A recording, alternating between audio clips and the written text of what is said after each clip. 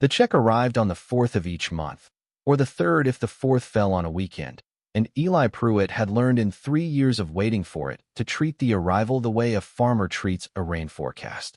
Something to plan around, not something to count on. His landlord, Howard Stell, a wide, flat-faced man who ran the hardware store below the apartment and who had never to Eli's knowledge smiled with his whole face, knew to wait until the 6th before coming upstairs to knock. That arrangement had not been negotiated out loud between them.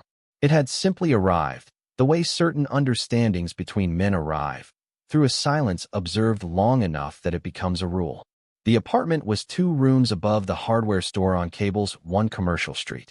The first room held a cot, a wood dresser with 1 missing drawer pull, and a single window that looked out over the parking lot of the Dollar General across the street. The second room was a kitchen with a 2-burner propane stove and a refrigerator whose door seal had gone bad sometime before Eli moved in, so that condensation gathered on the kitchen floor in a half-circle around the front of it and had to be mopped up every few days with a dish towel he kept specifically for this purpose, folded on the lower shelf of the cabinet beneath the sink. There was no table. Eli ate sitting on the edge of the cot with his plate balanced on his knee, and he had been doing this for long enough that the balance no longer required concentration. He was 38 years old. His right leg ended 4 inches below the knee, where a sand-colored prosthetic attached to what remained. He had worn the prosthetic for 11 years, since a Thursday afternoon in Kandahar province when a vehicle-borne device went off under the second truck in a 4-vehicle convoy, and Eli, riding in the third, was knocked through the side door and came to rest 20 feet off the road with his right boot still in the truck and his right foot still in the boot. He did not remember the explosion itself.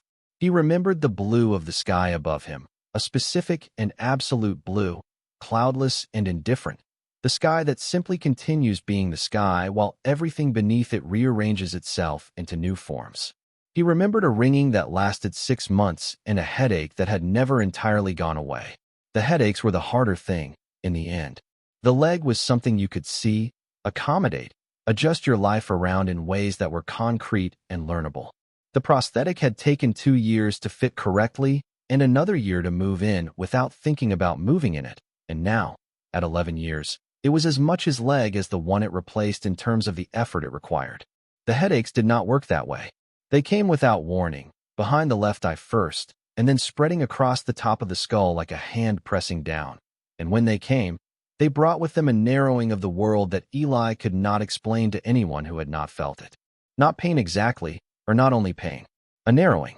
The way a tunnel narrows as you go deeper into it. The light behind getting smaller. The dark ahead getting more present. He had tried to explain it once to his ex-wife Carla, 3 months after he came home, and she had listened with the careful expression of a woman trying to understand something her body would never know. And the explanation had not bridged anything.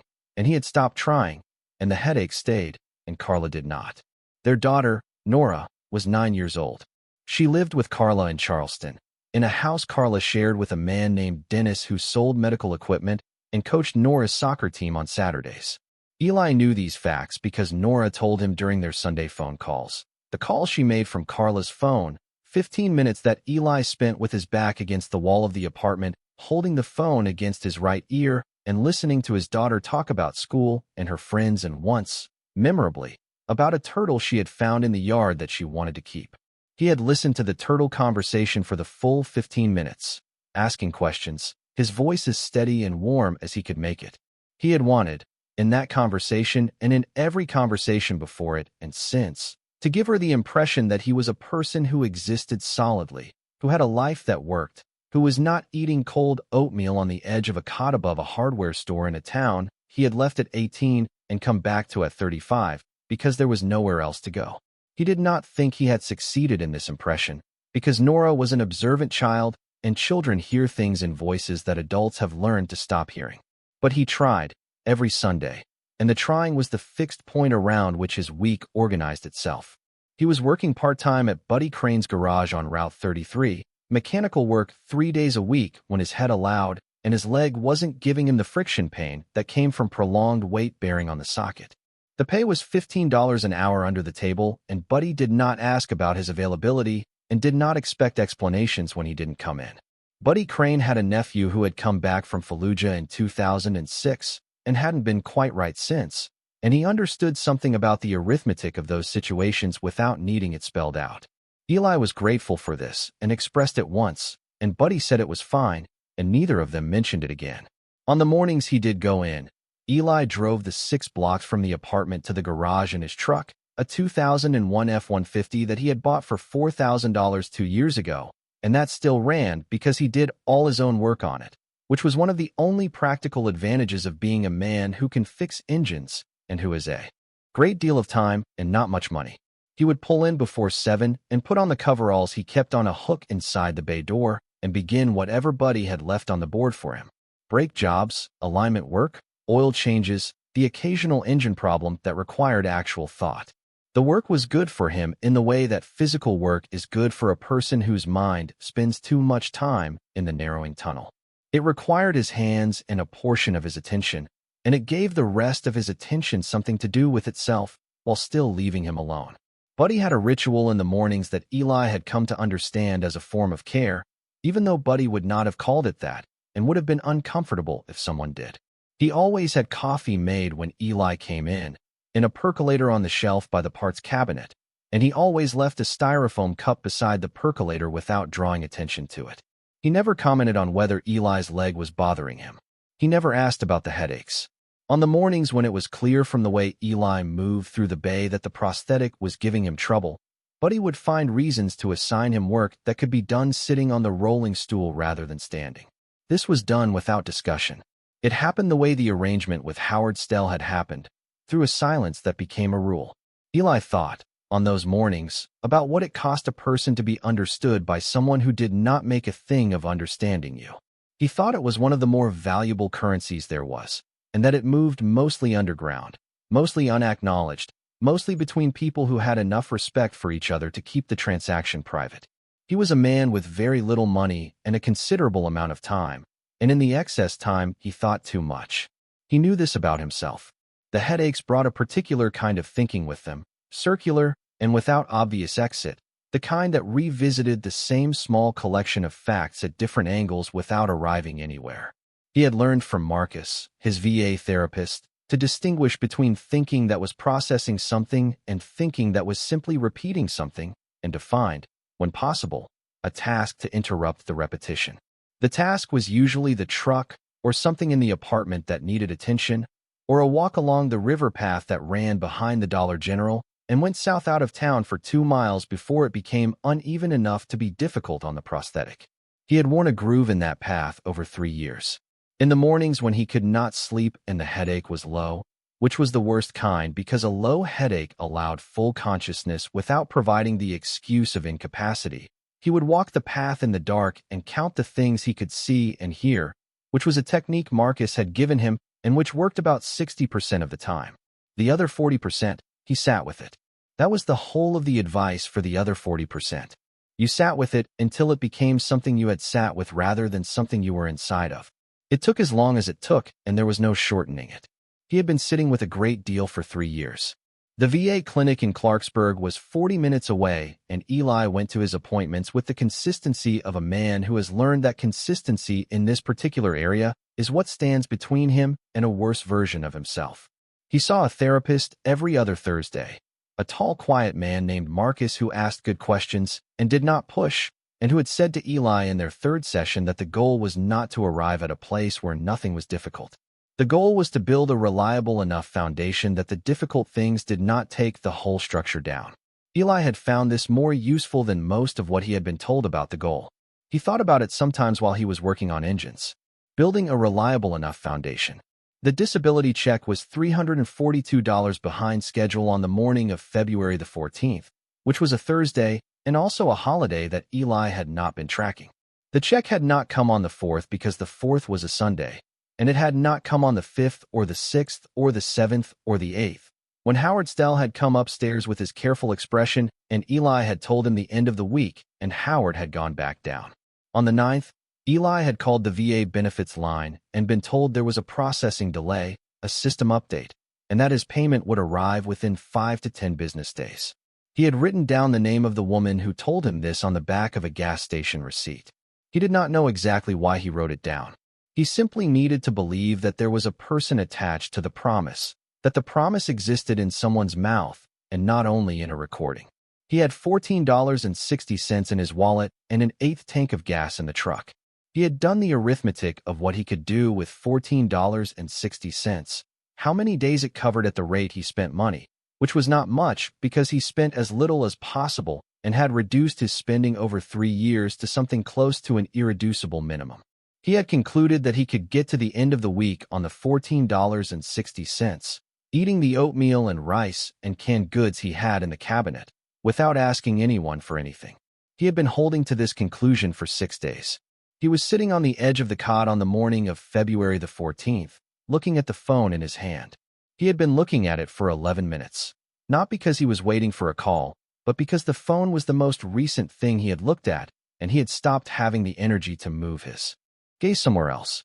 Outside the window, the Dollar General parking lot was its usual February self, gray and salted and empty in the early morning. A man across the street was trying to scrape ice off his windshield with what appeared to be a credit card, and the credit card was losing. The phone rang. He looked at the screen. The number had a Morgantown area code that he did not recognize. He answered because he always answered numbers he did not recognize. You learned, after a few years of the kind of circumstances Eli had known, that unknown numbers were more likely to be relevant than familiar ones. Is this Eli Pruett? The voice said. A man, older, with the careful diction of someone trained in the delivery of information that might not be welcome. It is, Eli said. My name is Ansel Cott. I'm an attorney in Morgantown. I represent the estate of Raymond Pruett. Eli set the bowl of cold oatmeal on the floor. He did this without knowing he did it. Your father passed away on February the 11th. Ansel Cott said. I'm sorry for your loss. He passed at home, which was what he wanted. Eli was quiet for a moment. The ringing was not in his ears, not the actual ringing from the explosion that had faded years ago. But there was something adjacent to it, a thin high pressure in the back of the skull that he sometimes got when something shifted very fast in his understanding of the world. Eli, Ansel Cott said. Yes, Eli said. I'm here. Your father named you as the sole beneficiary of his estate. There are some matters we should discuss in person, at your convenience. He updated your contact information in his file 3 months ago. Eli noted this. 3 months ago, Raymond Pruett had updated his file to include Eli's number. Eli had not spoken to his father in 6 years. I can come to Morgantown, Eli said. There's no need. I can come to you. I know it's a drive. They settled on the diner on Route 33 the following Monday.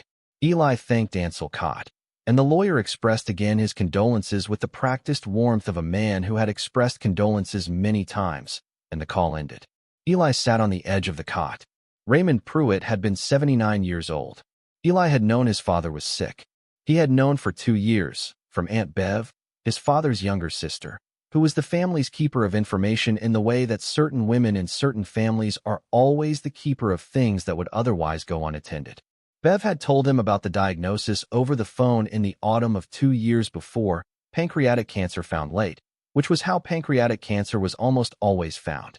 Eli had sat with that information for a long time. He had not gone to see his father. His father had not asked him to come. That was how it had been between them for the better part of 20 years, a shared agreement not to ask and not to go that had never been formalized and had never needed to be because they were both men of the same kind of silence. He stood up. He walked to the window on his prosthetic and looked out at the Dollar General parking lot. The man across the street had abandoned the credit card and gone back inside. The parking lot was empty. The sky above it was the specific flat gray of a West Virginia winter morning, the kind of gray that contains no depth, as though someone had pressed the sky up against the atmosphere like a lid.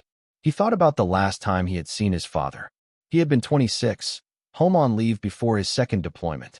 They had sat at the kitchen table in Raymond's farmhouse outside Cable and eaten a dinner that Raymond had cooked, pot roast, which Eli had always liked, and had talked around every subject that actually mattered, and then Eli had driven back to Morgantown and flown to Fort Bragg, and the following spring had gone back to Afghanistan, and the spring after that had come home, missing a foot and a portion of the man he had planned to be. Raymond had sent a card to the hospital. The card said, "I'm glad you're alive." Raymond had not written love before his name. He had not signed it Dad. He had signed it Raymond. That was the man. That was the shape of him, in 4 letters. Eli got his coat off the hook by the door. He went downstairs and out to his truck and drove, with no particular destination, through Cable's 7 streets, out past the high school and the church with the broken letterboard that had been missing the second L in fellowship for 3 years, past the Dairy Queen that was only open April through October, up onto Route 33, and then out of town toward the ridge where Raymond's property sat. 42 acres of West Virginia hill country with a farmhouse in the middle of it and a sealed barn at the back of the upper pasture and a rusted iron gate at the road that Raymond had padlocked sometime in the 1990s and had never, to Eli's knowledge, unlocked since. He drove past the gate without stopping.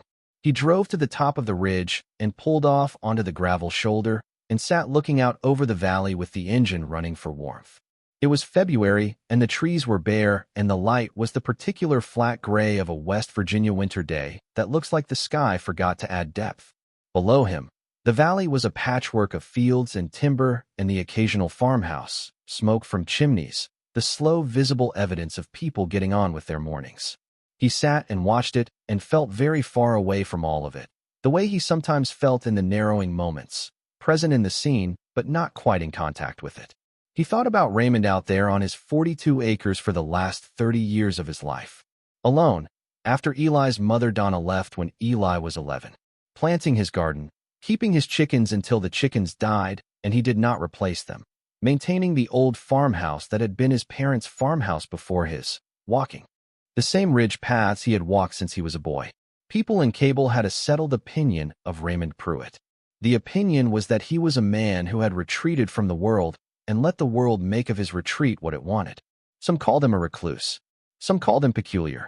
The women at the First Methodist who had known him in his younger years called him a shame, meaning that they believed he had the capacity for more than he had made of himself, and they mourned the waste of it in the way of people who are mourning something they never had a claim on in the first place. His neighbors on the ridge had in the last decade stopped trying to talk to him over the fence. He did not go to the diner. He did not go to the hardware store except when something at the farmhouse required a specific part he could not fabricate himself. He had grown tomatoes in the lower pasture every summer and sold them at the end of the gravel drive in paper bags with prices written in black marker, and this was the extent of his commerce with the world. What he had built on that property, nobody had talked about much, because nobody had been on the property in years, and because Raymond had not invited discussion of it. He had built the barn in 1961, a large structure for the size of the operation he ran, more barn than a man with 2 cows and a kitchen garden needed. People had noticed, but people had not asked. In Cable, in that generation, you did not ask a man about his property. The property was his. The barn had been sealed since at least 2004, the year Eli left for his first deployment, and the last year he could remember seeing it standing open. Before that, Raymond had used it in the way a man uses a building that serves purposes he does not explain, going in and out on his own schedule with no particular pattern that anyone watching could decode. After 2004, the barn doors had a chain and a padlock the size of a man's fist. They had stayed that way through the years, through the snow and the thaw and the slow aging of a building that had been built to last. People in Cable said, to the degree they discussed Raymond at all, that the barn probably had some kind of mining equipment in it from the old days, or old machinery he had bought cheap at auction and stored meaning to do something with, and never gotten around to. Raymond had worked in government contracting for 15 years after his Army service, construction and secure facility work, and he had earned well enough in those years to buy the property outright and have something left over.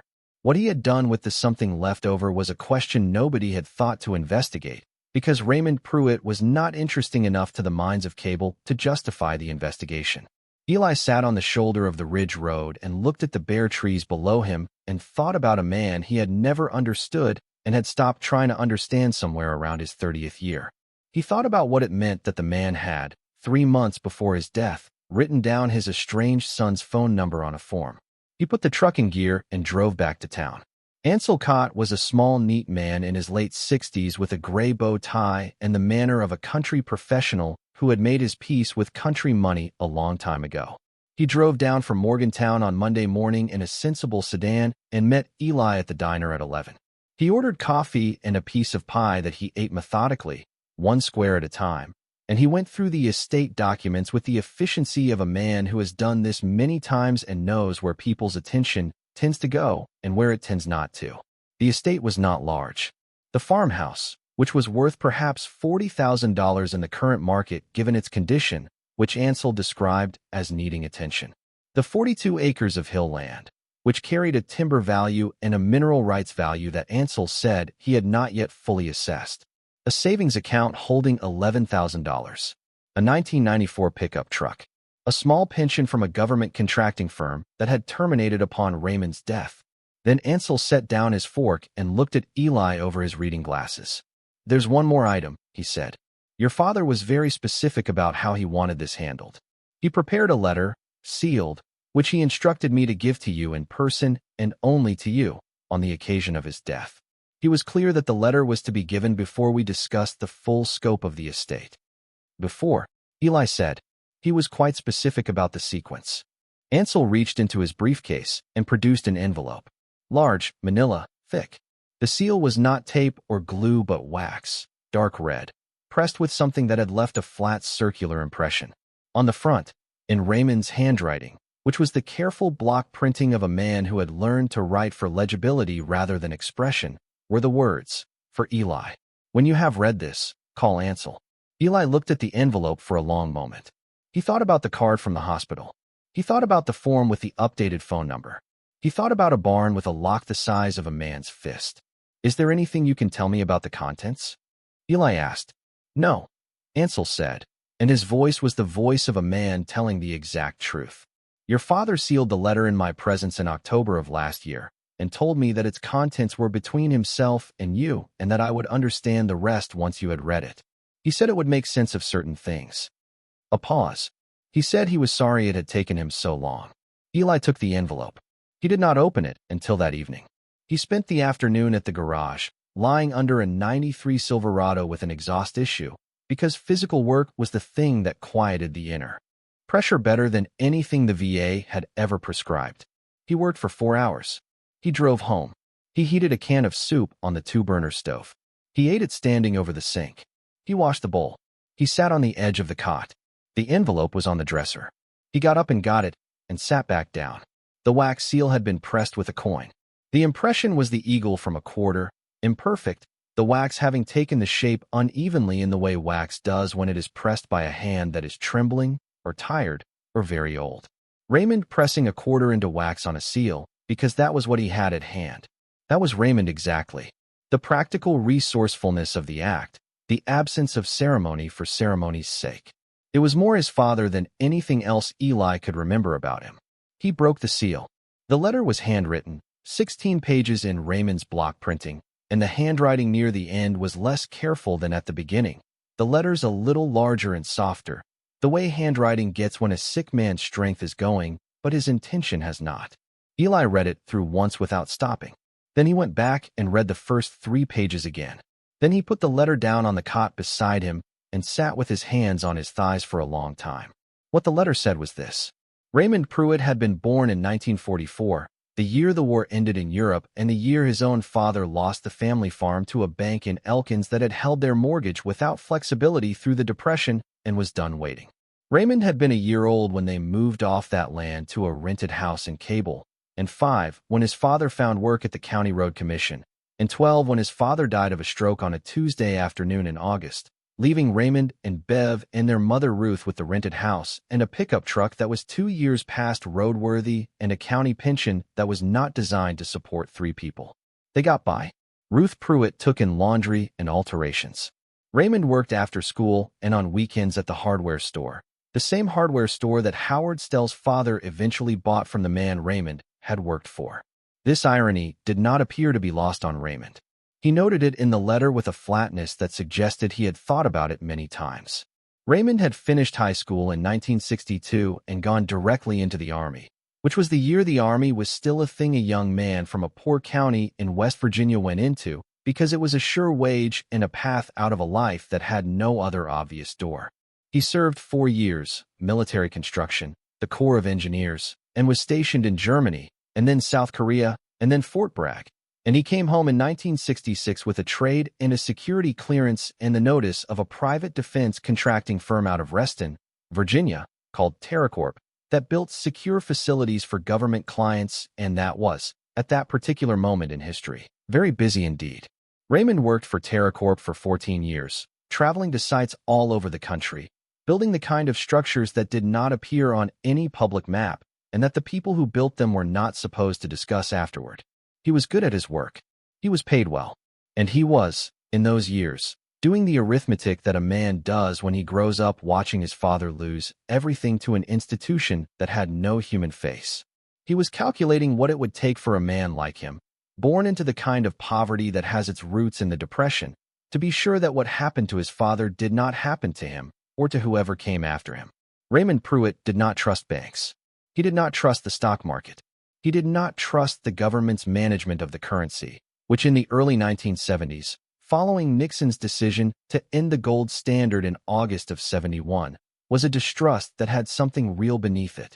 He had watched gold go from $35 an ounce, the fixed government price that had held since 1934, to over $100 in the years after the decoupling. And he had understood with the instinctive clarity of a man who had grown up poor that what the government had been holding fixed was a fiction, and that the fiction's end meant something for people who held paper rather than things. He had begun buying gold in 1967, while he was still at TerraCorp, through a private dealer in Morgantown he had found through a colleague, and who asked no questions and kept careful records. He had bought 200 troy ounces that first year at $35 an ounce, paying $7,000 from the savings he had accumulated in 4 Army years and 2 TerraCorp years. He had put the bars in a lockbox. He had bought more the following year. He had bought more the year after that. This was not impulsive or reckless.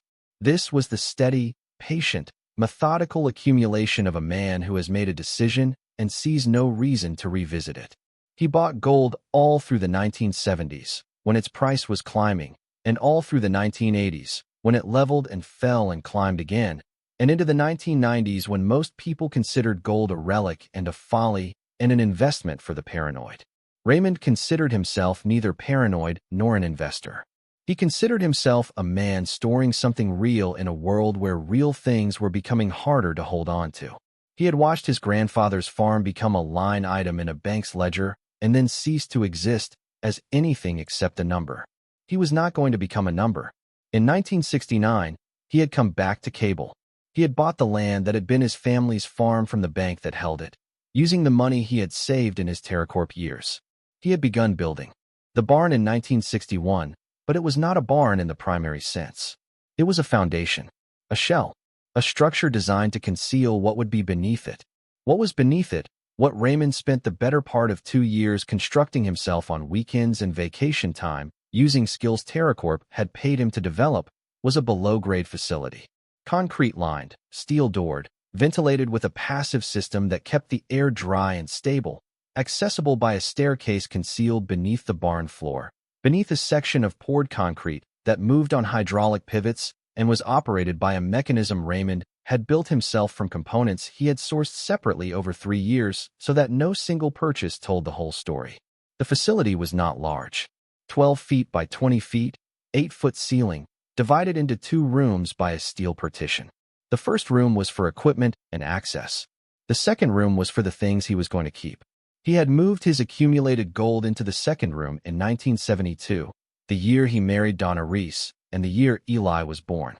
He had continued buying through the years of their marriage, and after the marriage ended in '83, and into the '90s, and into the 2000s, until his health began to fail in 2002, and he made his last purchase in the spring of that year. He had sealed the facility formally in 2004, the year Eli deployed for the first time, using a commercial security system he had installed himself during the winter months. He had not stored only gold. He had stored what he thought of as the things that held value outside of paper systems. Silver, purchased through the same dealer and through the same patient accumulation. Rare coins, bought over 20 years from a numismatist in Pittsburgh who had sold him pieces from the 19th century, key dates, proof sets, Morgan dollars, and St. Gaudens double eagles and Carson City pieces that a careful man with a long timeline could find at prices below where they were going. He had stored, Beginning in the 1980s, a stamp collection he had acquired through a dealer in Reston who was clearing the estate of a deceased philatelist and who had sold Raymond the entire collection at a price that Raymond recognized as below market and accepted without offering to negotiate the other direction. He had stored jewelry, his mother Ruth's pieces, and things he had bought at estate sales over the years, because jewelry was portable value and portable value was the point.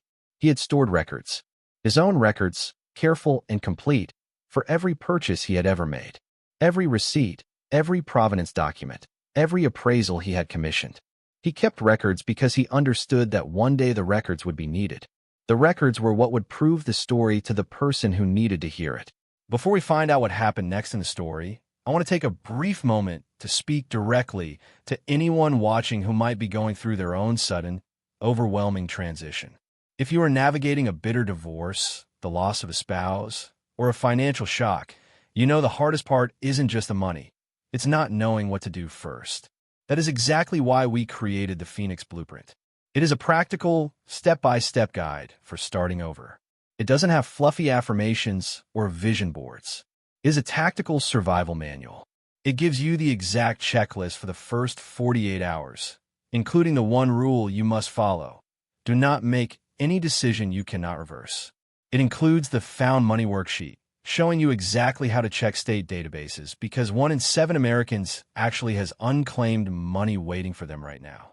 It even gives you word-for-word boundary scripts to use when family members pressure you for money or try to make decisions for you. You can get the entire guide right now for just $17. If you're watching on your TV, just pull out your phone, open your camera, and scan the QR code on the screen right now. If you're on a computer or phone, click the top link in the description. You don't have to figure this out alone. Now, let's get back to the story. He had never told anyone. He had not told Donna. He had not told Bev. He had not told the TerraCorp colleagues who might have understood. He had not told Eli. He had not told anyone, not because he was ashamed exactly, though there was something in it adjacent to shame. He had not told anyone because he was afraid. The fear was specific and not irrational. A man who tells people he has stored that much wealth in the ground beneath his property is a man who has made himself a target, and Raymond had watched too many people lose too many things to ever want to be a target for anything at all. He had meant to tell Eli. He had meant to tell him when Eli came home from the first deployment, and then the second, and then the third, and then when Eli came home damaged, and the marriage ended and the distance between them grew into something that had the weight of a geological formation. Raymond had understood something, and he wrote it in the letter with the careful honesty of a man who has spent a long time looking at his own failures in a small and private room. He had understood that he had waited so long to tell the truth that the truth had become harder to tell than the secret. Every year that passed without the telling was another year of proof that he had chosen the secret over his son, and by the time he understood that, the proof was so large that he did not know how to stand in front of it and speak. He was sorry. He wrote that word 5 times, in 5 different places in the letter, in the way a man writes a word when he does not trust that the word by itself will carry what he means it to carry. The facility, the letter said, is yours. You are the only person I have ever trusted with it. I want you to know that the trust was always there even when I did not know how to show it. I am leaving you this because I want you to be free of the kind of worry that I spent my life trying to prevent. I am leaving you this because I am sorry I could not figure out how to give it to you while I was alive. There were instructions at the end of the letter. The location of the hydraulic mechanism, the combination of the inner lock, the number of a steel box inside the first room that held all the records, the name and address of a dealer in Morgantown who had handled Raymond's purchases in the later years and who could be trusted to assist with valuation. At the very end, after the practical instructions, Raymond had written one more thing. You were always the best thing I did, Eli. I want you to know that too. He had signed it, as he signed everything, with his name and not a title. Raymond. For letters. The same as the card from the hospital. Eli sat on the edge of the cot with the letter in his hands for a long time. He did not cry. He was not a man who cried easily, and in any case, he was not sure what he would have been crying for. For his father, who was dead. For the distance between them, which was also now dead and therefore unchangeable. For the years he had spent carrying anger at a man who had, in his own broken and wordless way, been building something for him all along. He folded the letter along its original creases. He put it inside his coat, against his chest. He picked up his phone and called Pete Sorrow. Pete Sorrow had served 2 tours in Iraq with the 82nd and had come home to cable in 2009 and had never seriously thought about leaving. He lived in a house on the south end of town with 3 dogs and a shop full of woodworking equipment. He used to make furniture that he sold online and through a gallery in Morgantown that took 30% and called it artisanal craft. He was 41, broad through the chest, with a beard he kept trimmed and the careful stillness of a man who had learned to read environments before he entered them. He and Eli had met at a VA group in Clarksburg 4 years ago and had been friends in the way of men who did not need to talk much to be in the same room with each other. "My father left me a barn," Eli said, when Pete answered. "I think I need help opening it." "What kind of help?" "The kind that doesn't ask a lot of questions until after." A pause. "When?" "Not yet," Eli said. "There are things I need to do first." He called Ansel Cott. The legal process of settling the estate took 3 weeks. Ansel was efficient and thorough and charged fees that reflected a man who did not take advantage of people in difficult situations. By the first week of March, the deed to the 42 acres and the farmhouse had been transferred into Eli's name, along with the savings account and the truck, and Eli had driven up to the property for the first time in many years and stood in the lane between the farmhouse and the barn and looked at both. The farmhouse was in worse condition than he had expected, though not catastrophically so. The roof had a section above the west bedroom that needed replacing. The porch boards were soft in 3 spots. The kitchen had a leak under the sink that had warped the cabinet floor. The furnace was old but functional. There was a sound from behind the farmhouse, chickens, and he walked around to find 4 of them in a wire pen, alive and apparently recently fed. He did not know who had fed them. He assumed a neighbor. He stood in the yard between the farmhouse and the barn and looked at the barn. It was a large structure for the land it stood on, built from materials chosen for longevity rather than economy, the kind of choices a man who builds secure facilities for a living makes without being conscious of making them. The siding was steel-ribbed, gray-green, showing no structural failure. The roof was metal and intact. The doors were double-wide with a heavy chain across them and a padlock whose size conveyed serious intent. Raymond had reinforced the door frame with steel plating that had been painted to match the siding. You would not notice the plating unless you were looking for it. Eli noticed it. He did not approach the barn that day. He stood in the yard and looked at it and let himself understand, in a slow and patient way, what he was looking at. A man's life work, hidden beneath a floor, beneath a structure designed to make the hiding look ordinary. 45 years of accumulation.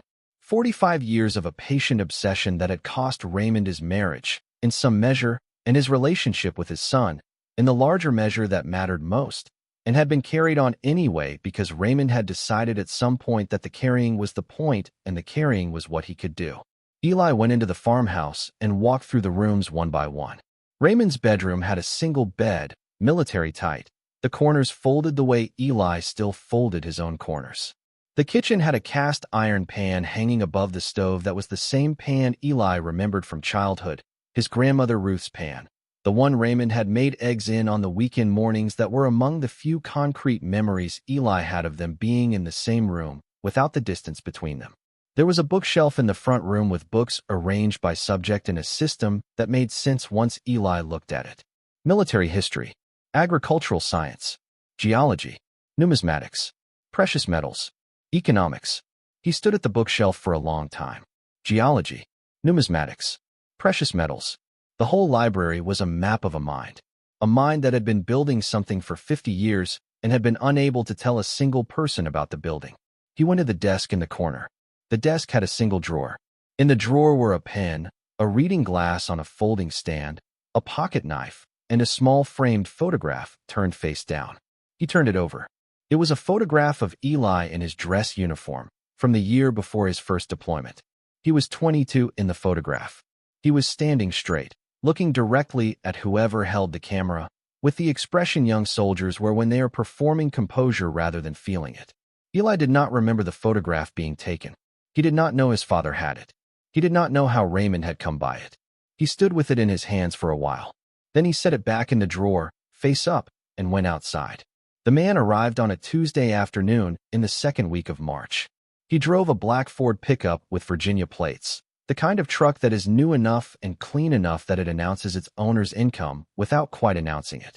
He came down the lane to the farmhouse while Eli was on the porch replacing a section of board, and he stopped his truck at the lane's end and got out in the manner of a man who has arrived at many places he was not entirely welcome and has made his peace with that.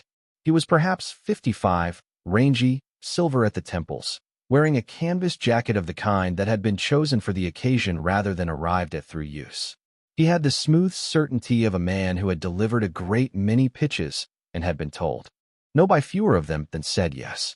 "You must be Eli Pruett," he said, extending his hand. "My name is Harlan Voss. I'm with Meridian Resource Holdings. I was sorry to hear about your father." Eli shook the hand and said nothing. "We had some dealings with your father over the years," Harlan Voss said. "Nothing came of them. Your father was a private man." He smiled. The smile was practiced but not entirely insincere, which was the more dangerous kind. "We do resource assessment and acquisition across the region. Your property sits in an area of significant geological interest.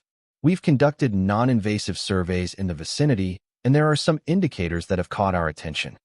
"What kind of indicators?" Eli said. "Subsurface metallic density readings, primarily. The kind of thing that suggests mineral resources worth exploring professionally." Harlan Voss looked at the barn behind Eli with a casualness that was not entirely casual. "I'll come directly to the point. We would like to make an offer on the property. Full parcel. A cash offer." He named a number. $230,000. For 42 acres of West Virginia hill land with a farmhouse in poor condition, $230,000 was a price that should not have been offered. Eli knew land values in the county. He had been looking at them since Ansel Cott's call. "I'll think about it," Eli said. "Of course." Harlan Voss produced a card. "We've had interest in this area for several years. Your father wasn't interested in selling. I understand that completely. A man's property is his business. But circumstances change." He paused. The pause was the kind that has been measured beforehand. "Our window isn't unlimited. I'd just say that, Mr. Pruett." "I appreciate that," Eli said. Harlan Voss got back in his truck and drove back up the lane. Eli stood on the porch with the card in his hand. He turned it over. "Meridian Resource Holdings. Harlan Voss, Vice President, Acquisition Operations. Richmond, Virginia." He thought about what Harlan Voss had said. Subsurface metallic density readings. He thought about the barn. He thought about what was under the barn. He thought about $230,000 being offered for land that, by any measure, should not command that kind of attention from a company large enough to have a vice president of acquisition operations. A company like that did not drive to small towns in West Virginia to offer $230,000 for hill land unless the hill land contained something the $230,000 was designed to obscure. He went inside and called Bev. Harlan Voss came back 4 days later. This time he did not park at the lane's end. He drove all the way up to the farmhouse and got out with his canvas jacket and his practiced ease, and he had a thermos in one hand in the manner of a man who has decided that this visit calls for a warmer register. "I was in the area," he said, which was a sentence that only meant something if the area contained a reason to be in it. The area did not. The area was 42 acres of West Virginia hill land with a farmhouse in poor condition and a sealed barn, and the nearest thing to a reason for a man from a Richmond, Virginia, resource company to be in it was the same reason as the last visit. "Mr. Voss," Eli said from the porch. He did not come down the steps. "I thought we might have a more informal conversation," Harlan Voss said. He held up the thermos. "I brought coffee." "I have coffee," Eli said. Harlan Voss set the thermos on the hood of his truck and looked out at the upper pasture and the barn, and then back at Eli with the expression of a man who has decided to dispense with the preliminary courtesies. "I'm going to be honest with you," he said. And whenever a man says he is going to be honest, Eli had found, what follows is the version of the truth that serves him best rather than the truth itself. "Our surveys show something beneath this property that we haven't been able to categorize. It's reading as metallic, high density, substantial volume. We're not talking about trace mineral deposits. We're talking about something significant." "I appreciate you sharing that," Eli said. "I want you to understand what that means in practical terms," Harlan Voss said. "If what our instruments are detecting is what we think it might be, the The value of what's in the ground under this property could be very substantial. We're in a position to compensate you for that in ways that go well beyond our initial offer. What ways? Eli said. Harlan Voss named a new number. He named it carefully, the way a man names a number he has calculated to be just large enough to be persuasive without being large enough to suggest that the real number is very much larger. $450,000.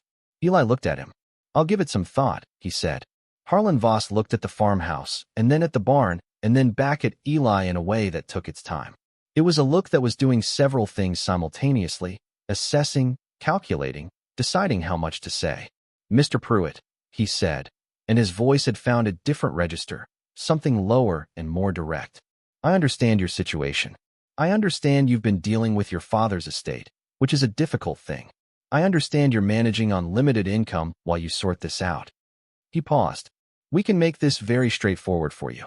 A wire transfer within 48 hours. You walk away from a property you've known for maybe a week, with a sum that changes your circumstances entirely. No legal complications, no estate processes, no drawn-out assessment periods. No drawn-out assessment periods, Eli said.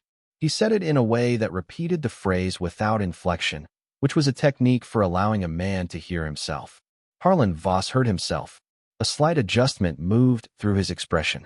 I don't mean that as a pressure, he said. I know what you mean, Eli said.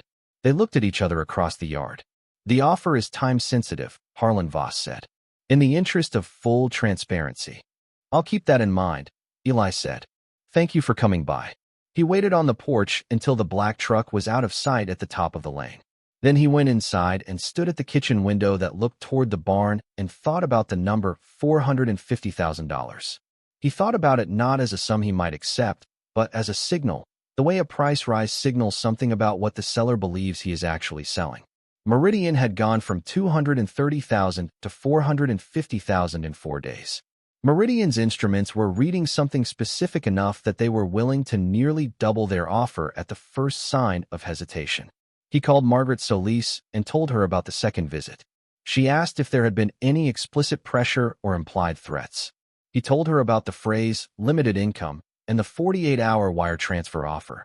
He heard her pen moving on the pad. They're fishing, she said.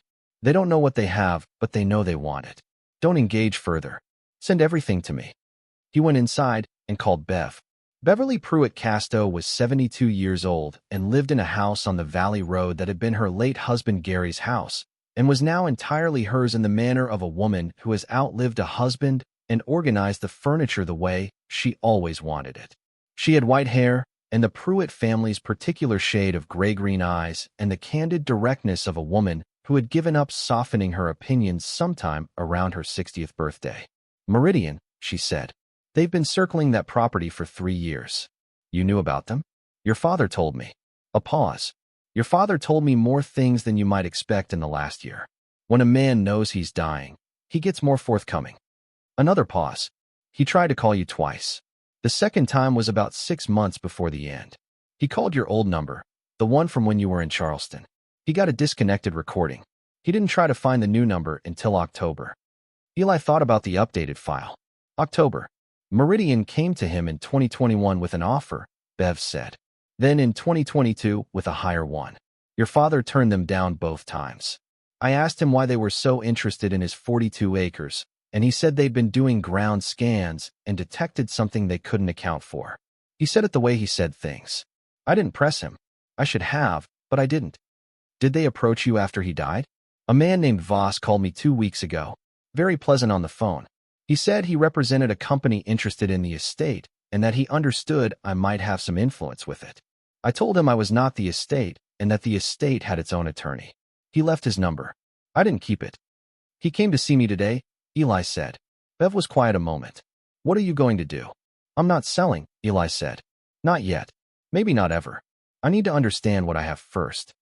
A longer pause. Eli, Bev said. Did he leave you a letter? Yes. He told me he was going to. Her voice changed in some small way. He told me it would explain things.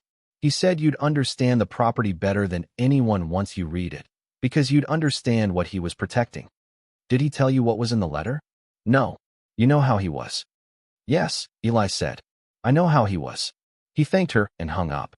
He sat for a long time in Raymond's kitchen with the cast-iron pan hanging above the stove and the bookshelf in the front room full of the reading of a man who had spent 50 years preparing for this specific moment. And he thought about what it meant that a company with a vice president of acquisition operations was offering $230,000 for land that, Raymond's letter had been careful to suggest, held something worth many times that. Raymond had not named a total number in the letter. He had named quantities.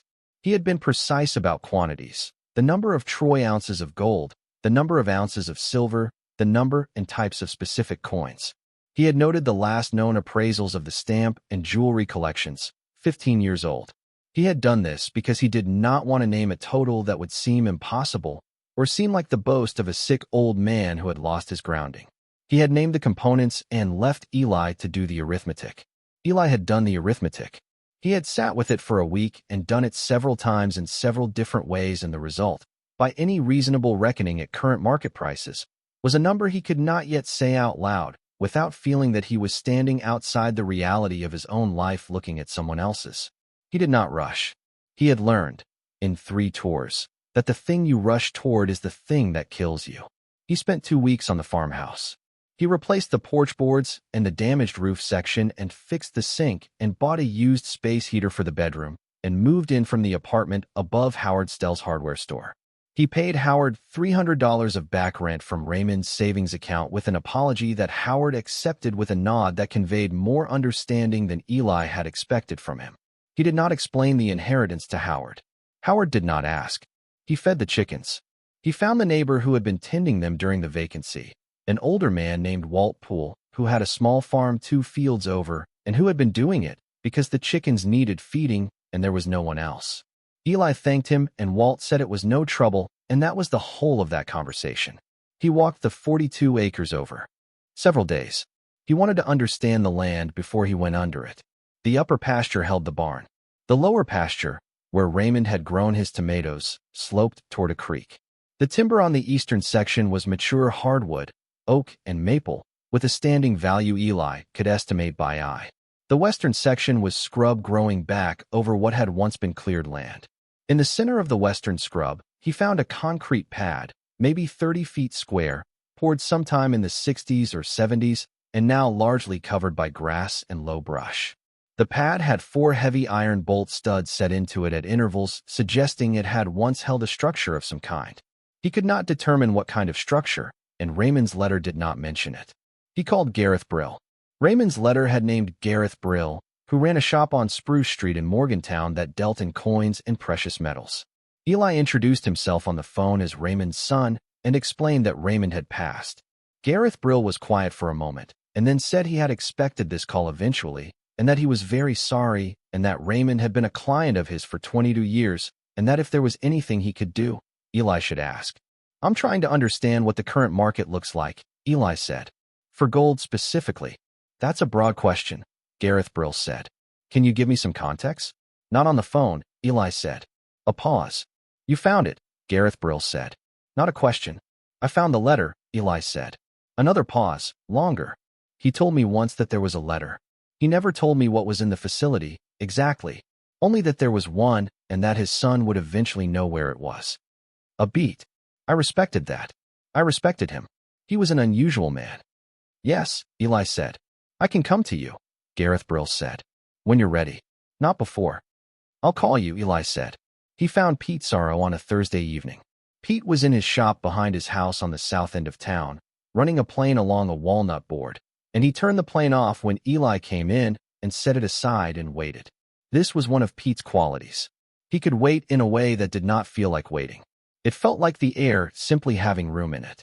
Eli put Raymond's letter on the workbench. Pete read it. When he was done, he set it down and picked up the coffee mug he had on the bench and drank from it, and looked at the walnut board for a while. "You believe it," he said finally. "I believe he believed it," Eli said. "I need to see it to believe it myself." "Then let's go see it," Pete said. "When?" "Soon," Eli said. "Not tonight.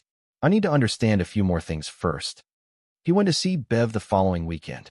She made coffee, and they sat at her kitchen table, and she told him what she knew of Raymond, which was more than Eli had expected and less than he had hoped for. because the parts he most wanted to know were the parts Raymond had kept from even his sister. She told him that Raymond had, in the last year of his life, begun to speak more freely, not about the facility or what it held, but about the things that had shaped him. The depression, their father's death, the years of doing well financially and not being able to trust the doing well, because he had seen what happened when the ground shifted under a family and there was nothing solid to stand on. She told Eli that Raymond had once said, in the way he said things that sounded like they were about something else, that the worst thing poverty does to a man is not the poverty itself. It is the way it teaches a man to be afraid of everything he has, because he has already learned how fast everything goes. Raymond had been afraid his whole adult life of losing what he was building. The fear had been so large and so constant that he had mistaken it for reality and lived inside it like a room. She told Eli that Raymond had asked about him in those last months, not with particular warmth or with any of the expressions you would expect from a dying man trying to close a distance. He had asked in the way Raymond asked things, factually, wanting specific information. How was Eli's leg? Was he working? Was there any word on the disability payments? He had not asked how Eli was doing in the sense that contains the real question, and Bev had not answered in that sense because Raymond had not opened the door to that particular room. Did he ever say anything about wanting to see me? Eli asked. Bev wrapped both hands around her coffee mug. He said once, she said carefully, that he had left you something that would take care of itself, that you wouldn't need to hear it from him because the thing itself would say it. Eli sat with this. He meant the letter, Eli said. He might have meant more than the letter, Bev said. They sat in her kitchen while the afternoon went gray outside, and the light changed from the particular flat gray of winter to the particular flat gray of winter at dusk, which is the same but darker, and neither of them spoke for a while, and it was one of the quieter and more complete conversations Eli had had in years. He drove back to the farmhouse as it was getting dark. He stood on the rebuilt porch and looked at the barn in the failing light. The barn was a dark shape against the darker shape of the ridge behind it. The lock on the door caught a glint of the porch light from 50 yards away. It was a small point of brightness in a large dark, which was perhaps the most accurate visual description of what Raymond had left him that anyone could have arranged. He went inside and ate supper and then sat at the kitchen table with Raymond's inventory in front of him, the one he had found in the steel box during a preliminary inspection Raymond's letter had permitted, conducted alone, in which he had descended the stairs and opened the first room and retrieved the box without entering the second room. He sat with the inventory and a current spot price for gold he had pulled from his phone and worked through the arithmetic one more time, slowly, and without trying to arrive at the conclusion faster than it wanted to arrive. He wrote the number on a piece of paper. He folded the paper and put it in his coat pocket alongside Raymond's letter. He called Pete Sorrow. On a Saturday morning in late March, Pete drove up in his gray 3/4 ton with a thermos of coffee and did not ask questions on the drive from his house to the property. At the kitchen table, over coffee, Eli put Raymond's letter on the table. "Read it," Eli said. Pete read it. When he finished, he set it back down and was quiet for a long time. And then he nodded once, the nod of a man absorbing a thing that is larger than he had prepared for. "You believe it," he said. "Yes," Eli said. They drove up to the barn. The air was cold and the ground was still hard in the patches of shadow, frost not yet thawed at noon. Eli found the panel in the northeast corner exactly where Raymond's letter had described it, a section of concrete floor that looked poured solid and was not. The release lever was concealed along the baseboard in a way that looked like a poorly fitted piece of trim. It had the quality of Raymond's mind all over it, practical, deliberate, invisible to anyone not specifically looking. The lever released a pressure valve. The concrete section sank 2 inches on its hydraulic cylinders and slid sideways on its track with a sound like a held breath releasing all at once. Beneath it, a staircase. Steel grate steps, 8 of them, dropping into darkness. Pete had a flashlight. Eli had his phone's light. They went down. The air at the base of the stairs was dry and cool and carried the faint mineral smell of a sealed concrete space, a smell Eli associated with bunkers and with the particular held-time quality of a room that has not breathed since someone last closed the door. The passive ventilation Raymond had built moved the air slightly. It was not stale. The first room was 12 feet by 12, metal shelving on 2 walls, and a steel workbench on the third. The shelving held equipment, a battery-powered climate monitor with a dead display, flashlights in original packaging, a case of sealed bottled water, tools, a hydraulic jack. On the bottom shelf sat the steel box Raymond had described, with a combination lock that opened on the 3 numbers Eli had memorized from the letter. Inside the steel box were files, tabbed, labeled in Raymond's block printing. Receipts going back to 1967. Assay certificates. Appraisals from various years. Coin dealer invoices. Stamped dealer inventories. And at the back, Raymond's own running inventory, hand-updated through the last purchase in 2002, itemizing everything in the second room with purchase date, purchase price, and last known market value. Eli opened the door to the second room. It was 12 feet by 20, 8 feet of ceiling, steel shelving floor to ceiling on 3 walls. On the shelving, organized by type in a system that reflected the precise and patient mind of the man who had built it, were the assets of Raymond Pruett's entire adult life. The gold was in bars. Standard 1-kilogram bars for the later purchases and older irregular pieces, and some coin-form gold from the earliest years, all in sealed clear sleeves, arranged in rows on the lower shelves of the left wall. Wooden crates on the floor held additional bars, 30 to a crate, stacked 2 high along the back wall. Each crate was labeled in Raymond's block printing with the year of purchase and a contents count. Pete stood in the doorway and did not move. He did not say anything for a long time. He stood looking at the crates and the shelves and the rows of sealed bars with the expression of a man who is recalibrating his understanding of what is possible in a barn in West Virginia in winter. "Raymond," he finally said. Just the name. There was nothing else to add. The coin collection occupied 6 large wooden cabinets with shallow velvet-lined drawers, each coin in an individual holder with Raymond's handwritten label. Eli opened one drawer and found a row of 19th-century American gold pieces, each in a protective case. He picked one up, an 1877 double eagle, labeled in Raymond's hand as EU55 condition. He had spent enough time in the 3 weeks since reading the letter studying the numismatic market to know that a coin in that grade was worth, at minimum, $4,000 at current prices. He had paid $400 for it in 1981. There were many drawers. The stamps were in archival binders, each sleeve acid-free, each stamp described on an adjacent card. The binders occupied an entire wall section. Eli did not try to assess the stamps in that first visit. He knew from Raymond's inventory that the collection included significant 19th-century American issues and several European items of the kind that appeared at major auction houses in London and New York. The jewelry was in a series of steel lockboxes on the upper shelf. Raymond's letter had directed him to the key. Eli opened 3 of the boxes and looked into them. His grandmother Ruth's pieces were here, pieces he half recognized from childhood, and beside them, in their own pouches and cases, things he did not recognize, assembled at estate sales over 40 years. They stayed in the facility for close to an hour. They opened crates. They counted. They said very little, because there was very little to say that was proportionate to the scale of what they were looking at. When they came back up the staircase into the barn, and the concrete section slid back into place and locked, and looked again like a floor, Pete stood with his hands in his jacket pockets and looked at the wall. "Is this real?" he said. "Are we standing in the real world right now?" Eli almost smiled. The almost was as close as he had gotten in some time. "It's real," he said. Pete was quiet for another moment. "Your father spent 50 years building this for you." "Yes." "He never told you?" "No." Pete absorbed this. He nodded, slowly.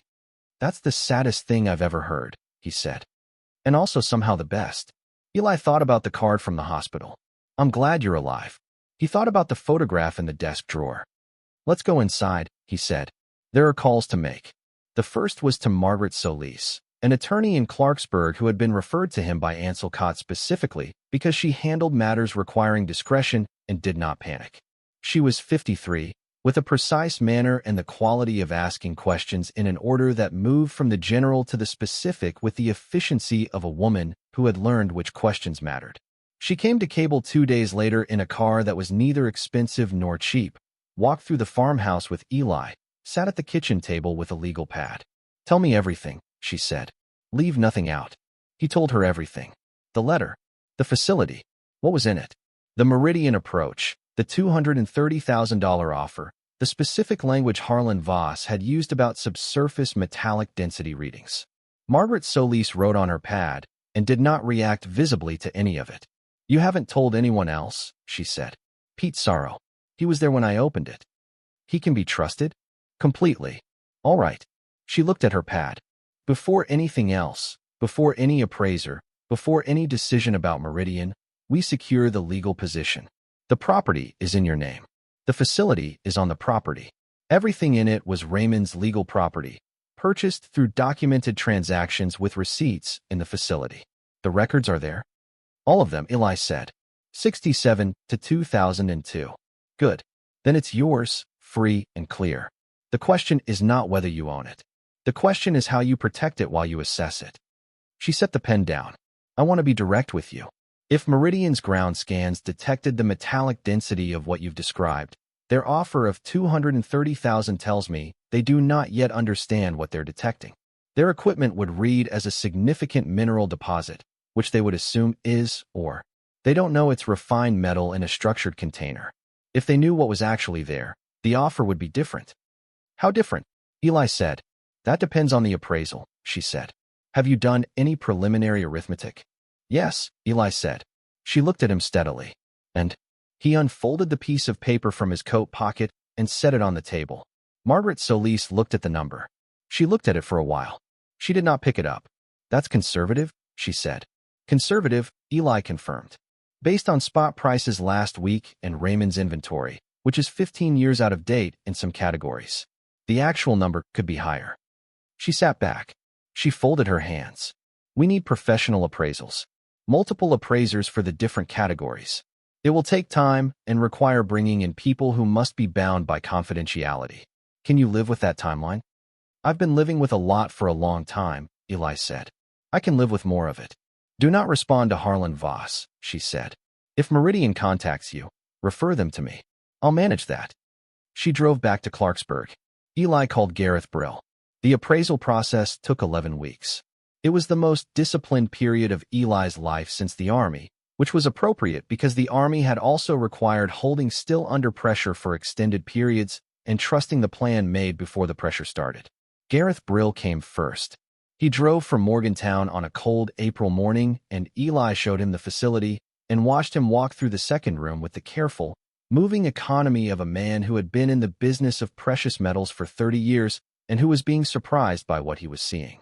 Gareth Brill did not say much while he walked through. When they came back up the stairs, he sat on a wooden crate in the barn for a moment and looked at his hands. "He never told me," he said. "In 22 years. I knew there was a facility. I knew he was buying consistently. I didn't know the scope." He looked at Eli. "The gold alone." "I know," Eli said. "At current spot." He did the arithmetic in his head, and Eli could see it working in his face. 367 million, give or take, Eli said. "Before the silver and before the rest." Gareth Brill breathed out. "He told me once, when I asked him why he kept buying, that it was for someone who was going to need it. I always assumed he meant it as a manner of speaking." He looked at Eli. "He meant you specifically?" "Yes," Eli said. "Let me make some calls," Gareth Brill said. "I know a numismatist in Washington who can handle an appraisal at this scale, and a philatelist I trust in New York. It will take weeks. Months, possibly." "Take what it needs," Eli said. The numismatist came in May. He spent 4 days in the facility with a loop and reference materials and a recording device, cataloging each coin in sequence. He was a man in his 60s with the deliberate manner of someone who had spent a career understanding that speed was the enemy of accuracy. At the end of the 4th day, he came upstairs and told Eli he would have a written appraisal in 6 weeks, and that Eli should be prepared for a number that would feel implausible. "I've been preparing," Eli said. The philatelist came in June and spent 3 days on the binders. The jewelry appraiser, a woman from Charleston who specialized in estate and antique pieces, came the following week. The silver was assessed by Gareth Brill himself over 2 days in late May. While the appraisals were being completed, Meridian Resource Holdings was not idle. Harlan Voss called Eli 3 times and received 3 referrals to Margaret Solis. Meridian's attorneys sent a letter to Margaret inquiring about the estate and expressing their client's continued interest in the property. Margaret responded professionally. Meridian's attorneys sent a second letter suggesting their client had reason to believe the property contained assets of significant value and that the company wished to discuss a more comprehensive arrangement. Margaret's response to this was brief and did not invite further correspondence. Then two things happened in close succession. The first was that a man who was not Harlan Voss began appearing in a gray Jeep at the edge of the county road bordering Raymond's eastern property line, parked there at different times of day, sometimes for hours, with binoculars. Eli noticed him on the third day and walked out to the road and stood at the property line until the man in the Jeep drove away. He noted the plate and gave it to Margaret, who ran it through a contact at the state police and learned it was a rental registered to a management company associated with Meridian's Richmond address. The second was that a code enforcement inspector arrived from the county office with a clipboard, explaining that an anonymous complaint had been filed regarding the structural integrity of a barn on the property. Eli looked at the inspector, a young man who had the expression of someone who did not entirely understand the errand he had been sent on. "You can inspect the exterior," Eli said. "The interior is inaccessible." "What do you mean, inaccessible?" "There's a structural concern with the floor," Eli said. "It's not safe to enter. I have a contractor coming next week." The inspector noted this and inspected the exterior and departed. The barn's exterior was in fact entirely sound. Margaret filed a formal harassment complaint with the county the following morning, citing the surveillance and the anonymous code complaint as a coordinated campaign to pressure the landowner into a sale.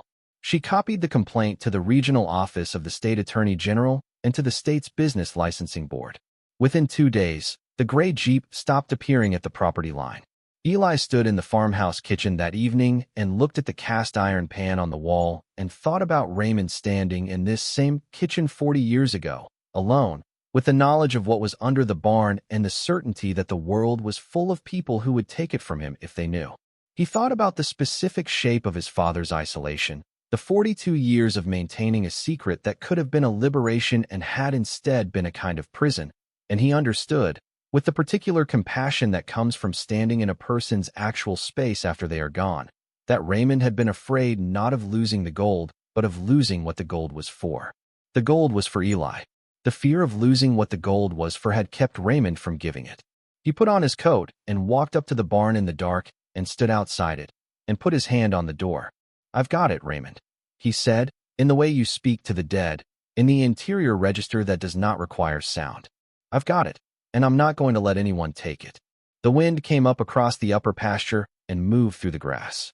The formal appraisal was completed on the 23rd of July. The numismatist's report arrived in a sealed package, 86 pages. The philatelist's report came electronically 2 days later. The jewelry appraisal had arrived in June and Gareth Brill's silver assessment had been hand-delivered in late May. Eli sat at the kitchen table and worked through the columns. The gold, at the current spot price of $2,047 per troy ounce, on the 179,400 troy ounces confirmed by Gareth Brill's inventory, $367,358,000. The silver, 31,000 troy ounces at $26 per ounce, $806,000. The rare coin collection, per the numismatist's appraisal, $61,400,000.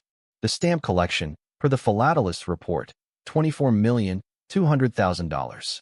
The jewelry collection, $7,100,000. He totaled the column. $461,464,000. He looked at the number. He looked at it for a long time. He thought about the 4th of each month, or the 3rd when the 4th fell on a weekend. He thought about the bowl of cold oatmeal on the floor of the apartment above Howard Stell's hardware store. He thought about $14.60. He thought about Nora on the Sunday phone calls, 15 minutes from Carla's phone, and the turtle she had wanted to keep. He did not cry. He was not a man who cried easily. He folded the piece of paper with the total and put it in his coat pocket, next to Raymond's letter. He called Margaret Solis. She took a long moment when he gave her the number, and then her voice returned in its usual register, steady and clear, and already thinking about the next necessary thing. "They'll mount a legal challenge," she said. "They'll try to claim the ground scans constitute an existing interest in the subsurface. It's legally untenable, but they'll try it. They may also try to argue the facility itself constitutes an unpermitted structure and use that to cloud the title. Both attacks are beatable. I want to be clear about something, Eli said. I'm not selling to Meridian. I'm not selling to anyone. I want to be clear that this property is not available. That's your right, she said. I want to make the appraisal public, Eli said. All of it. Everything Raymond built, everything he accumulated, the full story of why.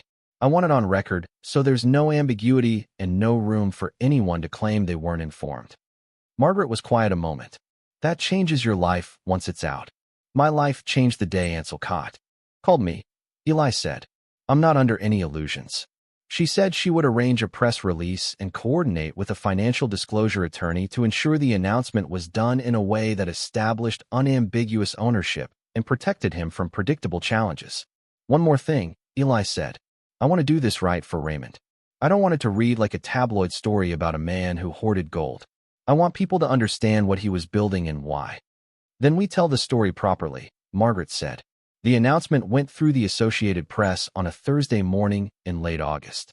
Margaret had coordinated with a financial journalist who had covered estate disputes and unusual inheritances and who had the professional sensibility to understand that the story was not the money. The story was a disabled veteran, struggling by any ordinary measure, who had inherited what his father had built across 50 years of solitary labor and faith. The money was the measure of the faith. The story was the faith itself. By noon, the story had been picked up by 17 outlets. By evening, it was on 3 national news programs. The call from Meridian's attorneys arrived on Friday morning.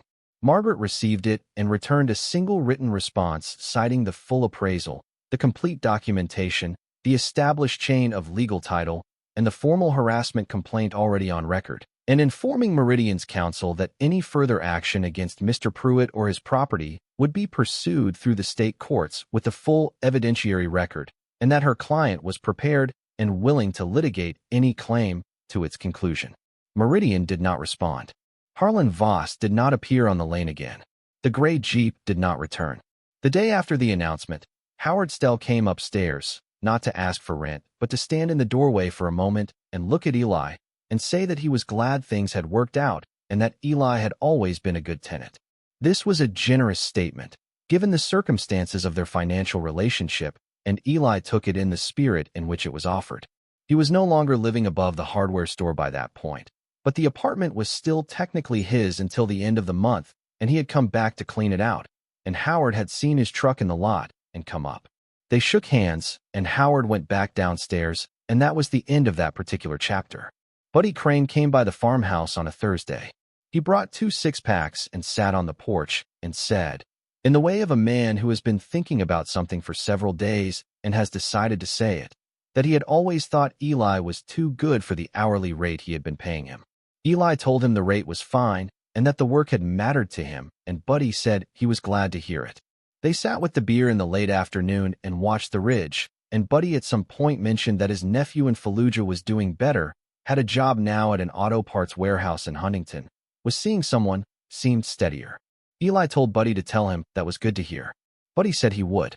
That was the whole of it, and it was a complete visit in the way that visits between men who respect each other tend to be complete. Not much said, nothing omitted. In the weeks that followed, people Eli had not expected came to find him.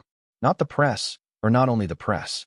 Neighbors of Raymond's who had watched the property from across fences for years and who wanted to say, now that there was something to say, that they had always thought there was something different about Raymond. Former TerraCorp colleagues who had heard the news and called the farmhouse to say that Raymond had been a remarkable man. Walt Poole from across the field, who came by with a jar of honey from his bees and sat on the porch for a while, and said that Raymond had, some years ago, helped him pull a tractor out of a frozen creek with nothing but a come-along and a logging chain, and that he had done it without being asked and without being thanked and without mentioning it afterward. He was a good neighbor, Walt said. He was just a private one. Eli nodded. He talked about you sometimes, Walt said. In the last years. Not a lot. But sometimes. Eli looked at the ridge. What did he say, he asked. Walt thought about it. He said his son was tougher than he had any right to hope for, Walt said. He said that like it was a fact he had checked and confirmed. Like he was proud of that. The toughness. Eli sat with that.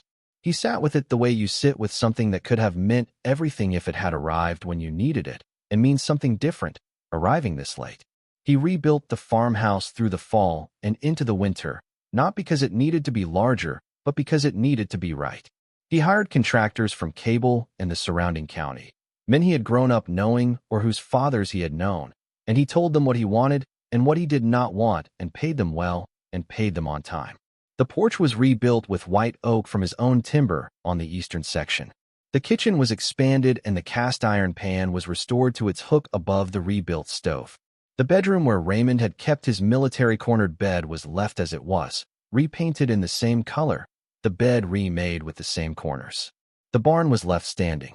He had long internal debates about what to do with it, and arrived at an answer he believed Raymond would have recognized as right, though not as what Raymond himself would have chosen. The facility's contents were transferred over several weeks, under considerable security, to an established custodial facility in Morgantown, while the appraisals were finalized and the transactions were managed. The barn itself, once emptied, was left intact. The hydraulic mechanism was left in place. The staircase was left. The 2 concrete rooms below were sealed again, this time with a proper commercial security system and a locked gate at the top of the staircase. The barn would stay. Eli was not entirely certain why he felt that strongly about the barn remaining. He felt it anyway. He established a trust for Nora in October. Substantial, structured with Margaret's help to provide for her education and beyond. He talked to Carla about it before it was finalized, and the conversation was, unlike many of their conversations in recent years, direct and clear. Carla listened and said she appreciated it, and that Nora was lucky, and that she hoped Eli could be around more. He said he could, and he meant it, and she heard that he meant it, and for the first time in some years there was nothing performing in the exchange between them. He called the VA benefits office in November. Not about his check, which had arrived back in March. The delay resolved without explanation or apology. He called about something different. He had been thinking about Pete Sorrow's woodworking shop and the gallery in Morgantown taking 30% and calling it artisanal craft. He had been thinking about the men at the VA group in Clarksburg, the ones navigating the arithmetic of coming home from wars with what you carry and what you have left. He had been thinking about Raymond and the Depression-era poverty that had shaped his father's conviction that a man needed to build something that could not be taken from him. He had been thinking about what it meant to build something that could not be taken. He established the Pruett Ridge Foundation in November. Its initial focus was deliberate and specific. A workshop program at the VA in Clarksburg, giving veterans access to skilled trades instruction and equipment. A small grant program for veterans in West Virginia starting or sustaining small businesses. A partnership with the county school system for junior trades education. None of these were grand gestures. They were the kind of specific interventions that his experience told him actually worked, the kind that came from understanding what a person actually needed rather than what looked impressive from the outside. He asked Pete Sorrow to run the workshop program. Pete said yes after a pause of perhaps 30 seconds. The pause of a man who had not known he was waiting for something until it was offered. Pete's workshop opened at the VA in Clarksburg in February. It was a single room with 6 workbenches and a basic inventory of hand tools and power tools and 2 lathes that Pete had sourced through a contact who ran a retired tradespeople's network and who had donated equipment in exchange for a tax acknowledgement and the knowledge that it would be used rather than stored. The room smelled of fresh-cut wood and machine oil and the particular institutional smell of a VA facility. And on the first morning, 11 veterans came in and 5 of them signed up for the 8-week introduction course Pete had designed. Eli came for the first session. He did not participate, exactly.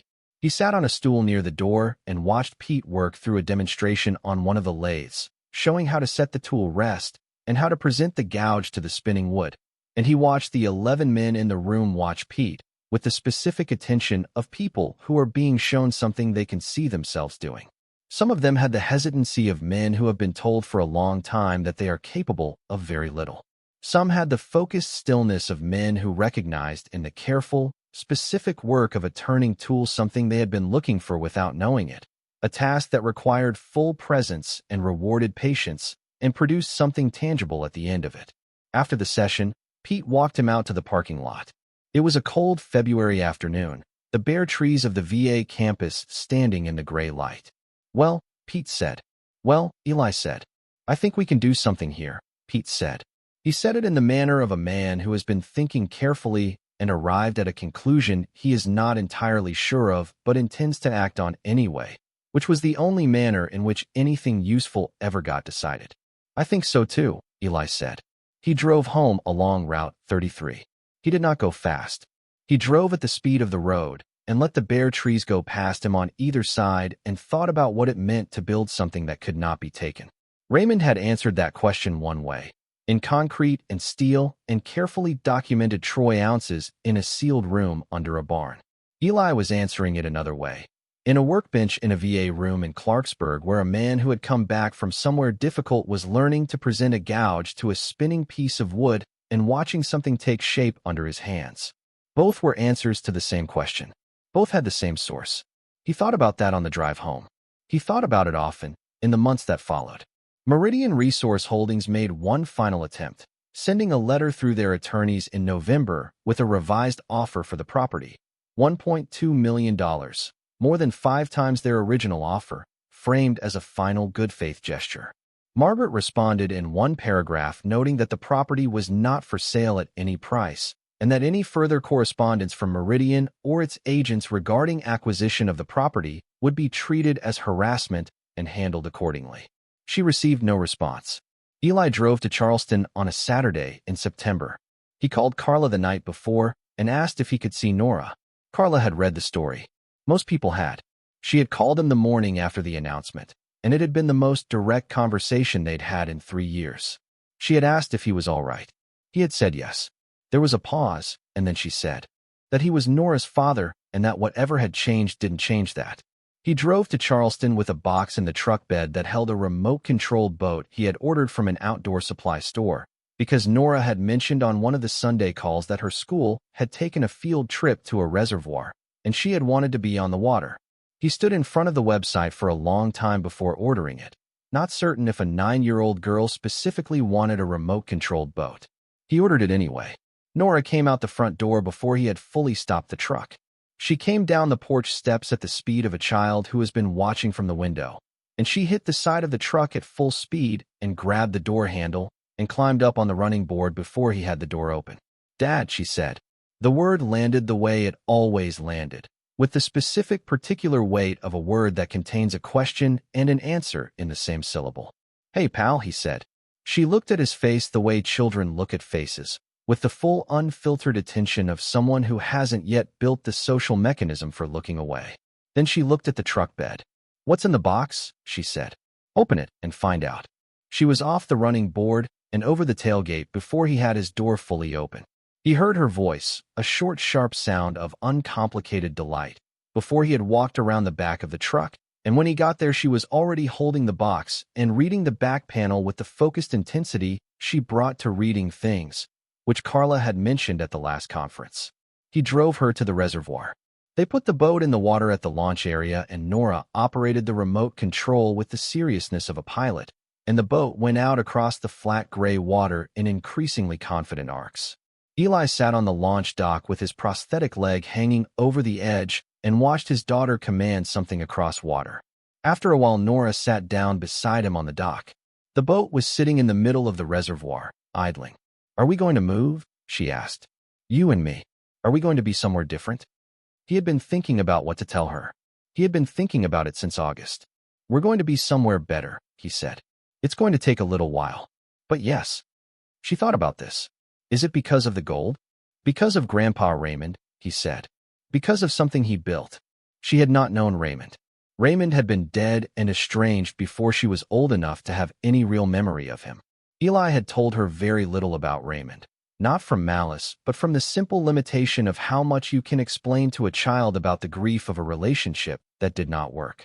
"Was he nice?" she asked. Eli thought about the question carefully. He thought about the card from the hospital. He thought about the photograph in the desk drawer. He thought about 45 years of purchasing and recording and storing, the patient love of a man who did not know how to love out loud. "He was trying to be," Eli said. "In his way." She nodded. For a 9-year-old, that was enough. She picked up the remote control and steered the boat in a long curve back toward the dock. On a Saturday in December, Eli drove to the Morgantown facility where the gold was being held during the ongoing transfer process. He was admitted by staff who knew his face now. and was shown to a viewing room where some of the bars were on a table under lighting that made the metal look like something had been concentrated out of the air and pressed into form. He picked up one bar. It was heavier than people expected, always, who had not held gold before. A kilogram bar has a weight that feels disproportionate to its size, as if the metal is denser than the world around it. Raymond had bought some of these bars at $35 an ounce. He had put them under a barn floor in West Virginia and built a house above them and planted tomatoes in the pasture below and sold them in paper bags at the end of the drive. He turned the bar over in his hands. He thought about Gareth Brill's saying, "In 22 years he never told me." He thought about the bookshelf in the farmhouse, geology, numismatics, precious metals, economics, the library of a man who had devoted his private intellectual life to a project he could not name to anyone. He thought about the wax seal on the envelope, pressed with a quarter because that was what Raymond had at hand. He thought about the letter and the 5 appearances of the word sorry in 5 different places. He thought about the last line, which he had memorized the way he had memorized the combination to the steel box, not because he was trying to, but because some things write themselves into a person.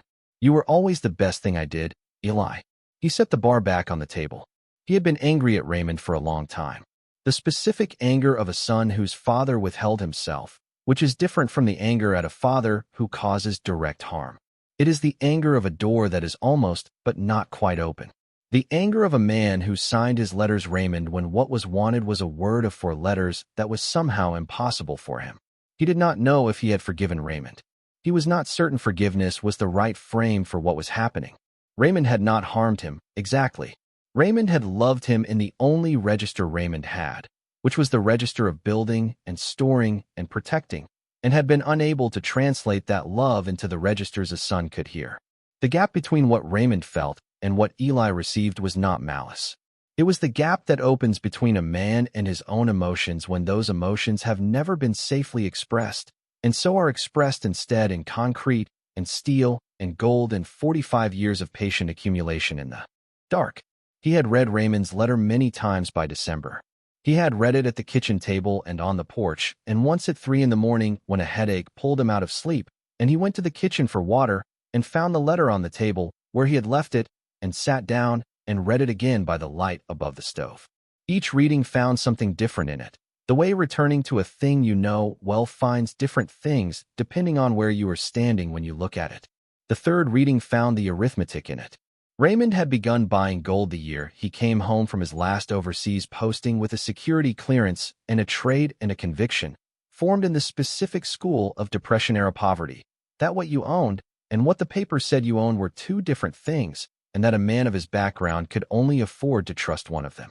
He had bought 200 troy ounces at $35 an ounce in 1967, and he had not stopped for 35 years. And in those 35 years, he had watched gold go from $35 an ounce to north of $350. And then in the years after 2002, he had sealed the door, and the world had continued without him, and the price had gone on to $2,047. He had bought at $35, and the price was now $2,047. And the arithmetic of that, spread across 179,000 for 100 troy ounces, was not a number anymore. It was a life. The length of a life and the patience of it and the loneliness of it, all translated into a single line of multiplication. The fourth reading found the love in it, which was harder to find because Raymond did not state things directly and had never learned to. But it was there in the structure of the letter, in the sequence. Raymond had not written it in the order you would write it if the primary purpose was to explain what was in the facility. He had written it in the order you write things when the primary purpose is to explain why. He had spent 4 full pages on the Depression and his father's death and the farm that was lost before he had mentioned the gold at all. 4 pages establishing the conditions that had made him what he was, as if what he most needed Eli to understand was not the inventory, but the man who had assembled it. A man explains himself to the person he most needs to understand him. That was what the 4 pages were. That was what the 5 sorry instances were, each one carrying a different weight in a different sentence. Sorry for the distance. Sorry for the silence. Sorry for the card that said, "I'm glad you're alive," when what he had meant was something else entirely and had lacked the language for. And that was what the last line was, with its careful specific claim. Not that Eli was the best thing in some general sentimental way, but the best thing I did, which was the sentence of a man evaluating his own life's work and finding that the work was not the gold. He thought about his daughter on the dock, the boat going out across the gray water in confident arcs. He thought about what it would mean to teach Nora to say Dad and have it mean something she would carry. He thought about the Sunday calls. They were going to need to become something larger, something that required the same patience Raymond had applied to gold. Year over year, small accumulations, compounding. He was going to need to be better at it than Raymond had been. He thought he could be. He thought that was perhaps one of the things Raymond had been hoping for when he pressed a quarter into wax and sealed the letter. Be better at it than I was. That was what all of it said. In the end, underneath the inventory and the instructions and the 5 appearances of sorry. Be better at this one thing that I could not manage. He drove back to Cable in the late afternoon. The mountains were bare, December stripped to its skeleton, and the sky above the ridge was the particular clear blue that comes in the cold months when the humidity is gone and the light seems to travel farther than it should. He turned off Route 33 onto his lane and drove up to the farmhouse, which had its lights on because Bev was there. She had been coming over on Saturday afternoons since October, initially to help with the reconstruction and then, once the reconstruction was done, for no stated reason but one that both of them understood. She was in the kitchen with a pot on the rebuilt stove, and the kitchen smelled of pot roast, which was the dish Raymond had cooked for Eli on the last visit before his second deployment, and Bev had been making it for Saturday dinner since October without either of them mentioning the association. You were in Morgantown, she said. Not a question. Yes, he said. He took off his coat. He put it on the hook by the door, the same hook Raymond had used, at the same height it had always been. Did it help, she asked. He thought about this. He thought about the bar in his hands and the weight of it and the concentrated quality of the light on it, and the way it had felt like holding something that had waited a very long time to be held. Some things you can't resolve, he said. You just carry them differently after a while. Bev stirred the pot. Raymond used to say something like that, she said. About the farm they lost. About their father. She paused. He said a loss doesn't disappear. It becomes part of the ground you stand on. You just have to build on top of it. Eli stood in the kitchen of his father's house and thought about that. He thought about the 42 acres and the barn and the staircase under the barn and the 2 concrete rooms under the staircase and the 50 years of patient, costly faith that had waited in the dark for him. He thought about the sealed letter and the wax and the block printing that said sorry 5 times in 5 different places.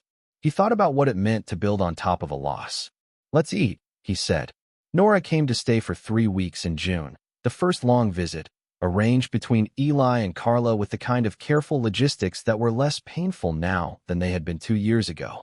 She arrived on a Thursday evening, Carla driving her up because it was the first real stay and Carla needed to see the place. And she walked up the lane to the farmhouse in the summer evening light and looked at it with the frank assessment of a 10-year-old. It's big, she said. It was always this size, Eli said. It just looks bigger when there's more than one person in it. Bev had come for the occasion and had made lemonade, and the 3 of them sat on the rebuilt porch in the summer evening, while Bev told Nora about Raymond in the way Bev told things, plainly and without ornament. She told her about the farm they had lost. She told her about Raymond in the army. She did not tell Nora about the gold, not that evening. Eli had decided to tell that story himself, when the moment was right. She told Nora about the chickens, which Eli had expanded to a flock of 12, and Nora, who had spent her life in Charleston with no animals except the neighbor's cat, expressed immediate and serious interest in the chickens. After Bev went home, Eli and Nora sat on the porch in the dark. The mountains held the heat of the day and released it slowly, and there were fireflies in the lower pasture, which Eli had not noticed since childhood, that specific quiet summer magic of them blinking in the dark above the grass. Dad, Nora said. Yeah. Why didn't Grandpa Raymond ever come to see us? He thought about how to answer. He thought about the versions that protected Raymond and the versions that did not, and he settled on the version that was true without being complete, because she was 10 and some completeness was for later. He didn't know how to come, Eli said. He knew he should. He just didn't know how. She watched the fireflies. Did you forgive him? She asked. The question was a 10-year-old's question, direct and without the social machinery adults use to soften such things. It was also the question Eli had been sitting with for months. I'm working on it, he said. She considered this. That's a grown-up answer, she said. It's the true one, he said. She leaned sideways against his arm, the way children lean against a parent when they have decided the parent is solid enough to hold them. He put his arm around her. He left you all that gold, she said. Yes. Because he loved you. Yes, Eli said, in the only way he knew how. The fireflies moved through the lower pasture. The mountains held the dark. Above the barn, which was still standing and would go on standing, the sky was clear and full of stars in the way a West Virginia sky in June can be full of stars, with a completeness that you forget is possible when you've been in towns and cities. Eli sat with his daughter under that sky and felt the particular weight of the gold bar in his memory, the weight that was too much for its size, and he felt beside it the weight of the letter against his chest, and beside that the weight of all the years Raymond had carried this alone, and beside that the weight of his own years of carrying anger for a man who had been carrying something heavier. He thought about what Pete had said in the barn when they first came up the staircase after seeing it all for the first time. That's the saddest thing I've ever heard. And also somehow the best. Both things were true, and both things would go on being true for as long as Eli lived. That was how the truth usually worked, he had come to understand. It did not resolve. It only became more familiar. You carried it differently, the way Bev said Raymond had carried the lost farm. You built on top of it. After a while, Nora asked him to tell her about the bunker, and he told her. Not the number, not that night. The number was for later, when she was older and could hold it without it becoming the whole story. He told her about the staircase under the barn floor and the dry air at the bottom of the stairs and the 2 concrete rooms and the bars of gold in their sealed sleeves arranged in rows on the shelving that Raymond had built to hold them. He told her about the coin cabinets with the velvet-lined drawers and the stamps in their acid-free sleeves and the steel boxes with the jewelry. He told her about standing in the second room with Pete and both of them not saying anything, because there was nothing that was proportionate to say. Nora listened with the full attention she brought to things that interested her. She did not interrupt. How long did it take him to collect all of it? She asked when he was done. 45 years, Eli said. She thought about this. That's longer than you've been alive. Yes, Eli said. He started before you were born, she said. Yes. She looked at the barn on the ridge, the dark shape of it against the stars. He was building it for you before you were born, she said. Eli had not thought about it in precisely those terms, and the terms were exact in a way that struck him now, standing in them for the first time. Raymond had bought his first 200 troy ounces in 1967, 5 years before Eli was born, not yet knowing that there would be an Eli, not yet married to Donna Reese, not yet on the 42 acres that would be his for the rest of his life. He had been building it for a person who did not yet exist. He had been building it for the possibility of a person, the person he was going to try to love in the only way he knew. That was the fact that sat, when he found it, at the bottom of all the other facts. That was the thing beneath the sealed door, below the staircase, behind the steel partition, deeper than the bars of gold and the coin cabinets, and the 50 years of careful purchase and patient record-keeping. Raymond Pruett had loved him before he had him to love.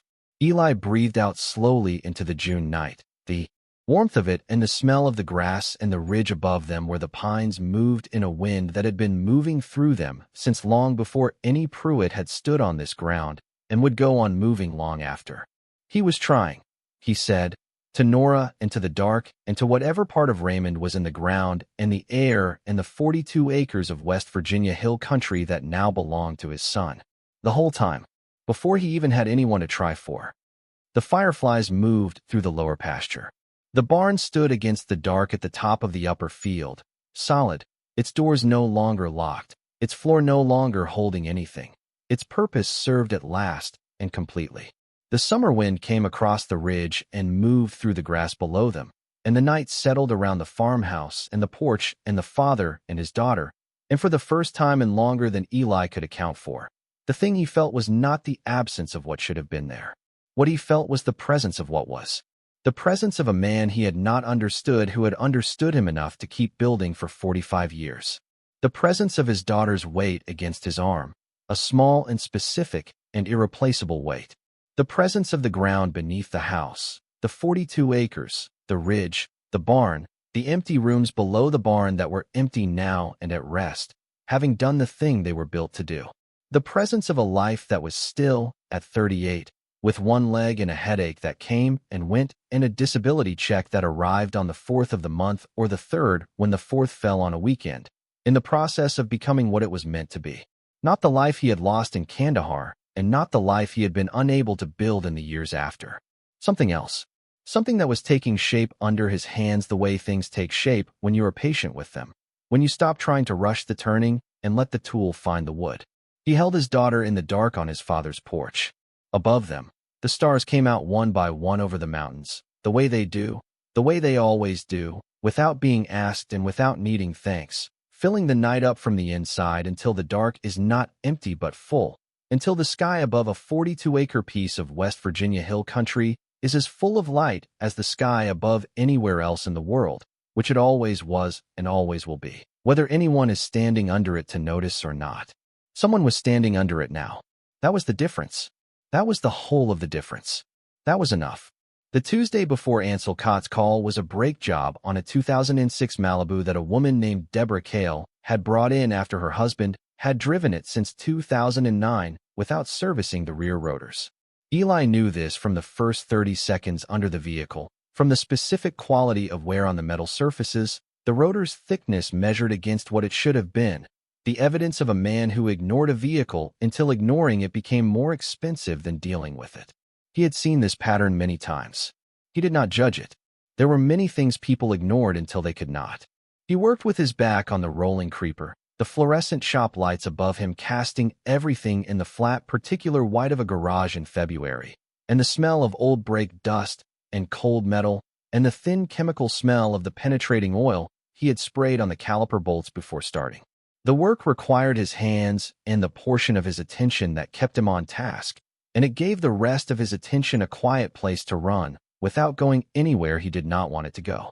This was the best thing about mechanical work, in his experience. You could not do it without being present, but you could be present without being fully there. Buddy came through the bay at 9 with a coffee in a foam cup, set it on the workbench above Eli's head, and went back toward his office without a word. Eli said, "Thanks," at the ceiling. Buddy said, "Yep, already moving." The space heater in the back office came on with its faint smell of burning dust. At 10:15, a Blue Ranger pulled into the yard. Eli, on his back, heard the tires on the gravel, heard the door, heard 2 sets of footsteps stop at the bay opening. He heard Buddy come out of the office. There was a pause before Buddy spoke, the specific quality of a pause that is not discomfort, but care, a man finding the right register. "Tyler," Buddy said. The word had something in it that Eli recognized. The careful welcome of a man who has been hoping for something and has learned not to hold his hopes in a way that would be visible. Eli did not come out from under the Malibu. He lay there and listened to them talk, 2 voices in the bay opening, Buddy doing most of the talking and Tyler answering in shorter units. A sentence here, a word there, but present. The answers were present. That was the thing. Eli had heard Buddy reference Tyler enough over 2 years to understand what Tyler's absence sounded like in Buddy's voice, the thing that wasn't quite said in the pauses where Tyler should have been. He understood the difference. The conversation lasted about 12 minutes. The Ranger started and left. Buddy stood in the bay opening for a moment before coming back in. "Tyler," Eli said. "Yeah." Buddy came and stood near the Malibu. He didn't crouch. He stood with his hands in his back pockets and looked at the door the Ranger had gone out of. He looked good. A pause. Buddy weighed this. "Better," he said. That was it. The whole thing. Eli went back to the rear caliper. Outside, a truck slowed on Route 33 and then picked up again and went on. The shop lights hummed. He thought, under the Malibu, about the word better. About how much weight it could carry when the comparison was understood without being named. Better than what he was. Better than the month before. Not all the way back, because all the way back was not a direction that existed once you had gone certain distances, but better, which was the only direction that had ever mattered. He had been better than last month for a run of months now. He kept this knowledge low, did not examine it directly, the way you learn not to look straight at something you are afraid of disturbing. He finished the Malibu at 20 minutes before noon, rolled the creeper out, washed his hands at the sink, told Buddy the car was done. Buddy called Deborah Kale. Eli got his coat and gloves from the hook. Buddy said he had left the coffee from this morning on the bench. "I'll get it Friday," Eli said. Buddy said he would throw it out. Eli said that was fine. He drove the 6 blocks back to the apartment. He heated a can of tomato soup on the two-burner stove. He ate it standing at the sink. He washed the bowl and the spoon and put them away. He went and lay down on the cot and looked at the ceiling, which was the same ceiling it had always been, and let the headache, which was the low kind today, the kind that permitted full consciousness without quite permitting comfort, do what low headaches did, which was sit there until it had said what it had to say, and then gradually stop saying it. He was on the cot looking at the ceiling at 9 the next morning when the phone rang with a Morgantown area code he did not recognize. He answered it the way he always answered numbers he did not know. On the Thursday morning after the diner, he stopped at Howard Stell's store before 7 and bought a pair of bolt cutters from the tool rack at the back. He paid cash. Howard, who was behind the counter with his coffee and his flat expression, did not ask what the bolt cutters were for. This was one of the ways Howard Stell was a better neighbor than he sometimes got credit for. He drove to the property and parked on the lane shoulder at the gate. The gate was a farm gate, painted black sometime in the 90s and now almost entirely bare of paint, the iron gone gray and rough with surface rust. The padlock on the chain was a laminated master lock in its familiar yellow case, heavy, engineered to resist weather better than it resisted a serious pair of bolt cutters, and the bolt cutters were serious. One squeeze. The shackle came apart cleanly. He pushed the gate open.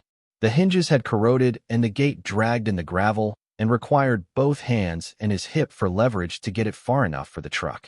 He left it open and got back in and drove up the lane. The lane was a quarter-mile from the gate to the farmhouse. Gravel that had gone back largely to packed dirt, with deep ruts on the left side, near the far turn where water had run during wet seasons and cut its own channels. The fencing on both sides had been good once and was functional in patches now.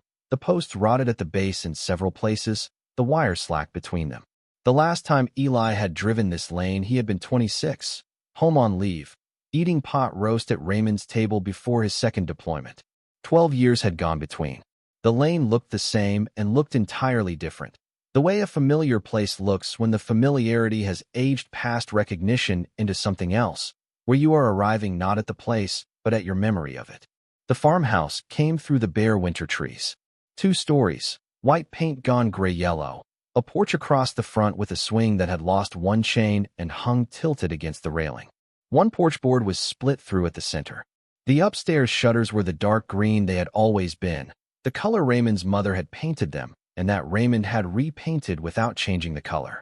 One shutter on the left upper window was missing a slat near the bottom. He stopped the truck in the lane and got out and stood there. He had expected something large when he saw it. He felt something smaller and more specific. The feeling of recognizing a room in a dream that belongs to a real place. The slight misalignment between what he had carried in memory and what was standing in front of him, which was more damaged and more present and more real than the version he had stored. He went to the porch and found the lockbox where Ansel Cott had described, on the hook beside the door, with the combination set to the last 4 digits of Raymond's social security number. Inside, 2 keys. The front door and the barn. The front door opened on a parlor Raymond had not used as a parlor. No furniture except a straight chair near the window and a tall steel bookcase against the opposite wall. The bookcase was full. Raymond had put his books in the room visible from the road, and the books were what most people would have expected from a private man on a hill, a man who read. What he read was specific: geology, numismatics, metallurgy, price histories, a row of thin market publications from the 80s and 90s, the kind that arrived by subscription and that nobody outside a narrow world would subscribe to. Beside these, a set of binders labeled by year in Raymond's block printing, going back to 1968. He did not open the binders yet. He stood in the room and looked at the shelves and understood, standing there, that the room was a kind of autobiography, not the kind that photographs make, or the kind that keepsakes arranged on mantels make, the kind that a man's reading makes. You could see what he had thought about, and you could see how long he had thought about it, and the combination of those 2 things told you something no photograph would have. He walked through the kitchen, stood at the round oak table. It was the same table from childhood. 4 chairs, 2 with their cane seats intact, and 2 with the cane gone. On the table, an ashtray, clean, a pen in a ceramic cup. Nothing else. Raymond had not left things on surfaces. That had always been true. He went out the back and walked up the upper pasture to the barn. Used the second key. The padlock opened cleanly, and he pushed the doors apart and stood in the entrance. The barn smelled of age and dry wood, and the very faint residue of hydraulic fluid. So faint it was almost a suggestion rather than a presence. The floor was concrete, poured seamless, looking exactly like any other concrete floor poured in 1961, flat and gray, and without notable feature. Light came in through the gaps in the siding in thin, bright lines that crossed the floor at a low angle. He stood in the entrance and looked at the floor. Raymond's letter had told him within 1 foot where the seam was. He looked at that area of the floor. He could not find it. He stood there for several minutes. He was standing above something worth more than anyone in Cable or on this ridge would have believed he had any right to. He was standing above 45 years of patient and solitary and silent love in the only language his father had ever spoken well. He could not see the seam. Raymond had done his work as he had always done it, which was with enough care that the care itself became invisible. He locked the barn and walked back to the farmhouse and sat on the porch step in the February cold and called Pete Sorrow. Gareth Brill drove down from Morgantown on a Thursday morning in early April, 2 weeks after the first descent. He arrived in an older Cherokee that had a Pennsylvania parking sticker on the rear bumper that had been there long enough to fade. He was a man in his mid-60s with the careful, dry manner of someone who has spent 30 years dealing in things that require long expertise and punish impatience. He shook Eli's hand at the truck and did not make conversation on the walk up the pasture.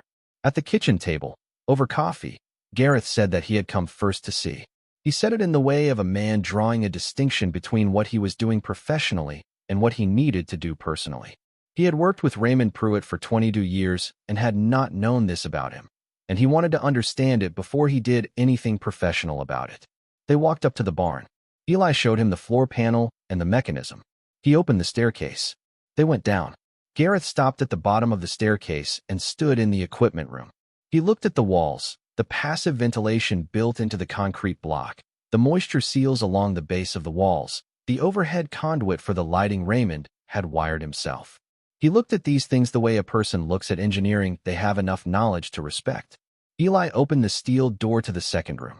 Gareth went in and turned slowly in the center of the room, hands in his coat pockets, taking it in without moving toward anything or reaching for anything. The gold was still in its rows on Raymond's shelving, the sealed sleeves facing outward, labeled in pencil on their ends. The coin cabinets were against the long wall. The stamp binders were on the shelving Raymond had built for them, binder spines labeled by country and era in his block printing. The jewelry boxes were stacked in the corner. He stood there for 2 full minutes without speaking. Eli did not count, but it was 2 full minutes because Eli was watching the second hand on his phone's lock screen. Then Gareth said, "He came in every March and every September. For 22 years. He drove in from Cable, which is an hour, and he sat at my table and looked at what I had and bought what he wanted and paid in cash and left. We talked about what I had, sometimes about prices generally, once or twice about weather." He looked at the coin cabinets. I thought I understood what kind of collector he was. He moved to the cabinets and crouched and pulled open the first drawer at the bottom. Morgan dollars in their encapsulated holders, labeled, arranged in rows. He did not pick any up. He read the labels. He pushed the drawer closed and pulled the next. Carson City Double Eagles. He looked at those without touching them. "How many drawers?" he said. 48, Eli said. Gareth stood and looked at the top of the cabinet. He was quiet for a moment. "The numismatist you need is a man in Washington named Howard Dell. He handled the last significant Carson City auction I'm aware of. If your father bought the bulk of his coin collection from the Crane estate in Pittsburgh, Howard will know the provenance on most of it." He looked at the cabinets again. "I thought I knew the shape of your father's collection. I estimated, over the years, that he was keeping maybe 30 to 50,000 in rare coin. A serious personal collection, the kind a careful man maintains over decades." He paused. "I was not estimating anything close to this." He went to the stamp binders and read the spines. He went slowly, country by country. He pulled one binder out partway, looking at the label, and put it back. He looked at the shelving Raymond had built, the dimensions of the shelves sized precisely to the binders, the alignment of each row level and consistent. "Did he tell you anything? In the letter?" Gareth said. "He told me he never told anyone." Eli said. "He was afraid of being a target." Gareth nodded slowly. A man his age, with his background, with a Depression-era understanding of what institutions can do to what people think they own. He looked at the second room one more time, the full sweep of it. It makes sense. The logic of it is completely consistent with who he was. He said this without judgment, only with the recognition of a man who had known his customer for 22 years and was now, in this room, revising the dimensions of that knowledge. He was protecting it. He trusted no one, so he protected it alone, and the protecting required the silence, and the silence had to be total or the protection meant nothing. He looked at Eli. The difficulty is that the silence extended to you. Yes, Eli said. He talked about you, Gareth said. Once. I asked him once, years ago, if he had family. He said his son was a veteran. He said your name.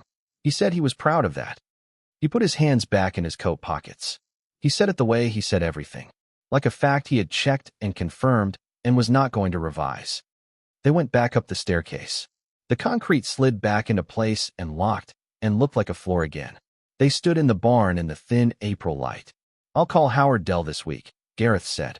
And I know a philatelist in New York, a man named Wallace Finn. He's 71, and he's seen more stamps than anyone I'm aware of still working. He looked at the barn floor. Whatever the number comes back at, he said, I want you to know something. The number will be real, and it will matter, and you need to know it. But it's a translation. It's what the world outside this room can understand. What's actually here is something else. Eli said he understood. Gareth looked at him. I don't know if you do yet, he said, without unkindness. But you will. They walked back down the pasture in the April morning, the pines on the ridge moving in a light wind, the lower pasture going pale green where the new grass was starting to come through the winter mat. Wallace Finn drove down from New York in the first week of June, arriving on a Thursday morning, an hour later than he had said because he did not take the interstate, and the route he preferred went through the mountains in a way that required patience. He was 71, thin, with the unhurried manner of a man who has spent 50 years in the company of rare things and has internalized their pace. He carried his equipment in 2 soft black cases. He had brought his own lamp. He set up at the folding table in the equipment room and began with the first binder and worked forward from there. He did not speak to Eli beyond the practical necessities of the first morning, where he asked for the table to be angled toward the doorway for better ambient light, and whether there was a secondary outlet for the lamp. Eli provided both. After that, they established the working arrangement on their own, without discussion, the way 2 people establish a shared space when they each understand what the space is for. What Wallace Finn did while he worked was narrate to himself in a very low voice. Not sentences, single words, or pairs of words. The running verbal index of a man whose internal catalog and his spoken sounds have been linked for so long, they operate together automatically. Eli, on his stool near the second room door, could not make out most of it. He caught single words occasionally. A country name, a year, what sounded like a condition grade, fine plus, in the particular locution of the philatelic trade. On the afternoon of the second day, he heard something different. Not a word. A short, quiet exhalation, the sound a person makes when they have encountered something they were not expecting to find, kept nearly silent out of professional habit. It was the sound of genuine surprise from a man who had stopped being genuinely surprised by most things a long time ago. Eli did not look up from his phone. Excuse me, Wallace Finn said. Eli looked up. The philatelist was holding an archival sleeve under his loop with both hands, very carefully, in the manner of someone who is not uncertain about what they are holding, but who wants to be certain about how they are holding it. He set the loop down on the table and looked at Eli over his reading glasses. Do you know anything about the Cape of Good Hope woodblock error of 1863? He asked. No, Eli said. There are a small number of them. The woodblock for a particular issue was mistakenly used for 2 values simultaneously, the 4-penny and the 1-penny, resulting in a color error of considerable rarity.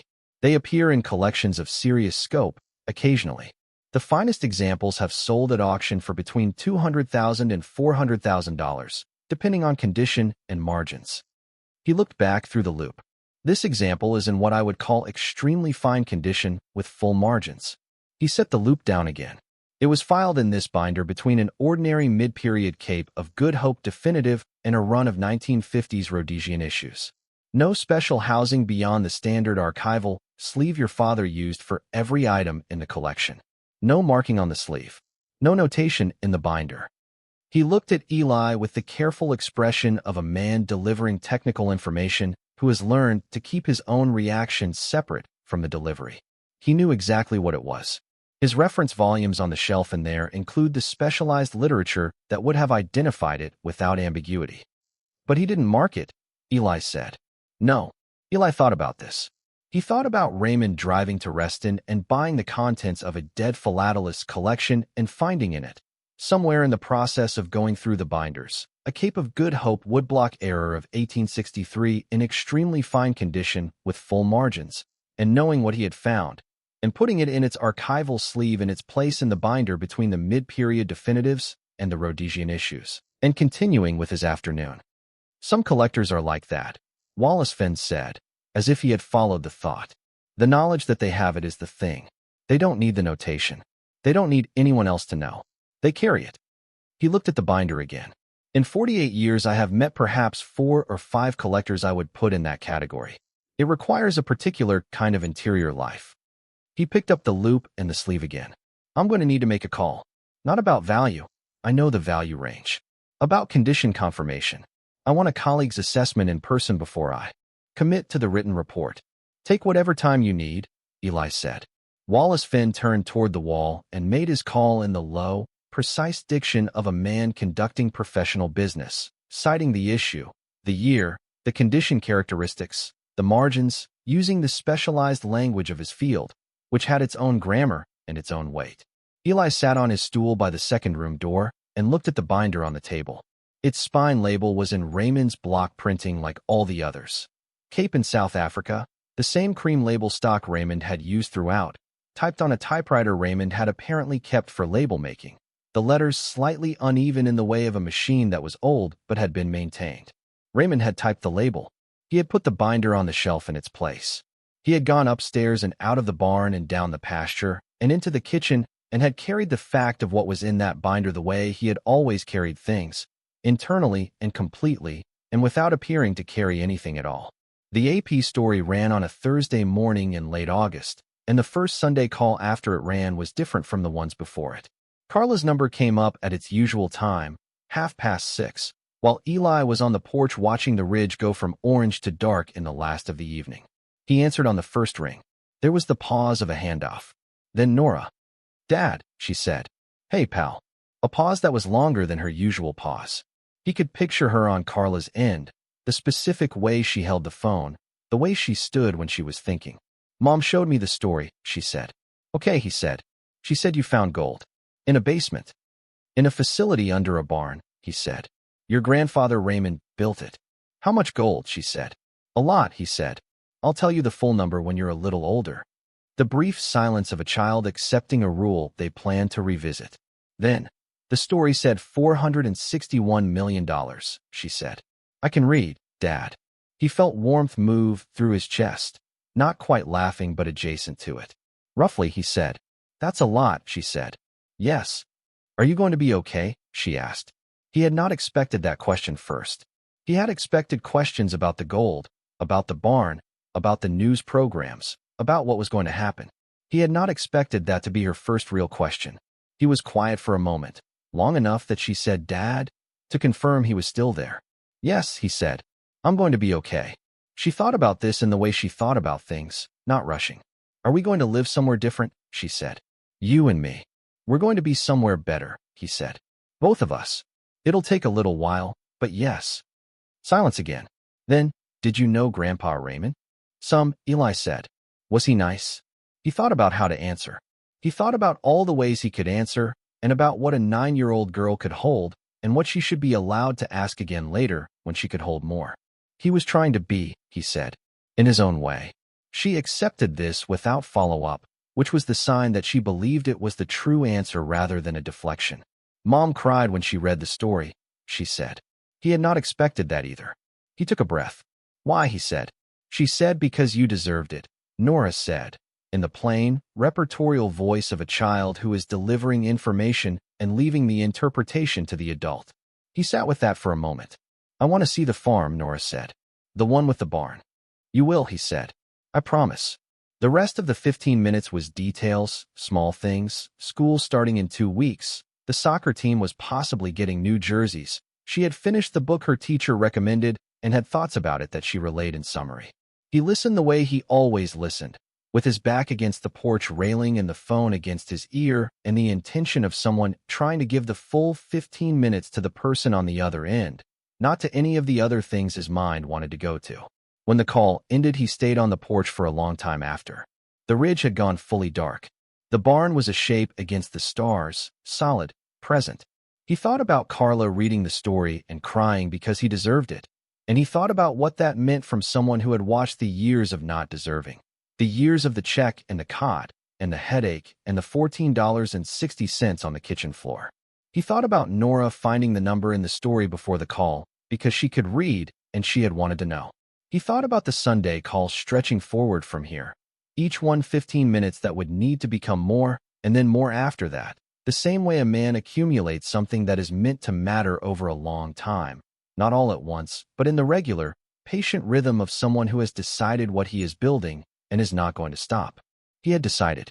He sat on the porch of his father's house and watched the stars come out over the mountains, each one arriving in its own time, and he did not try to rush them.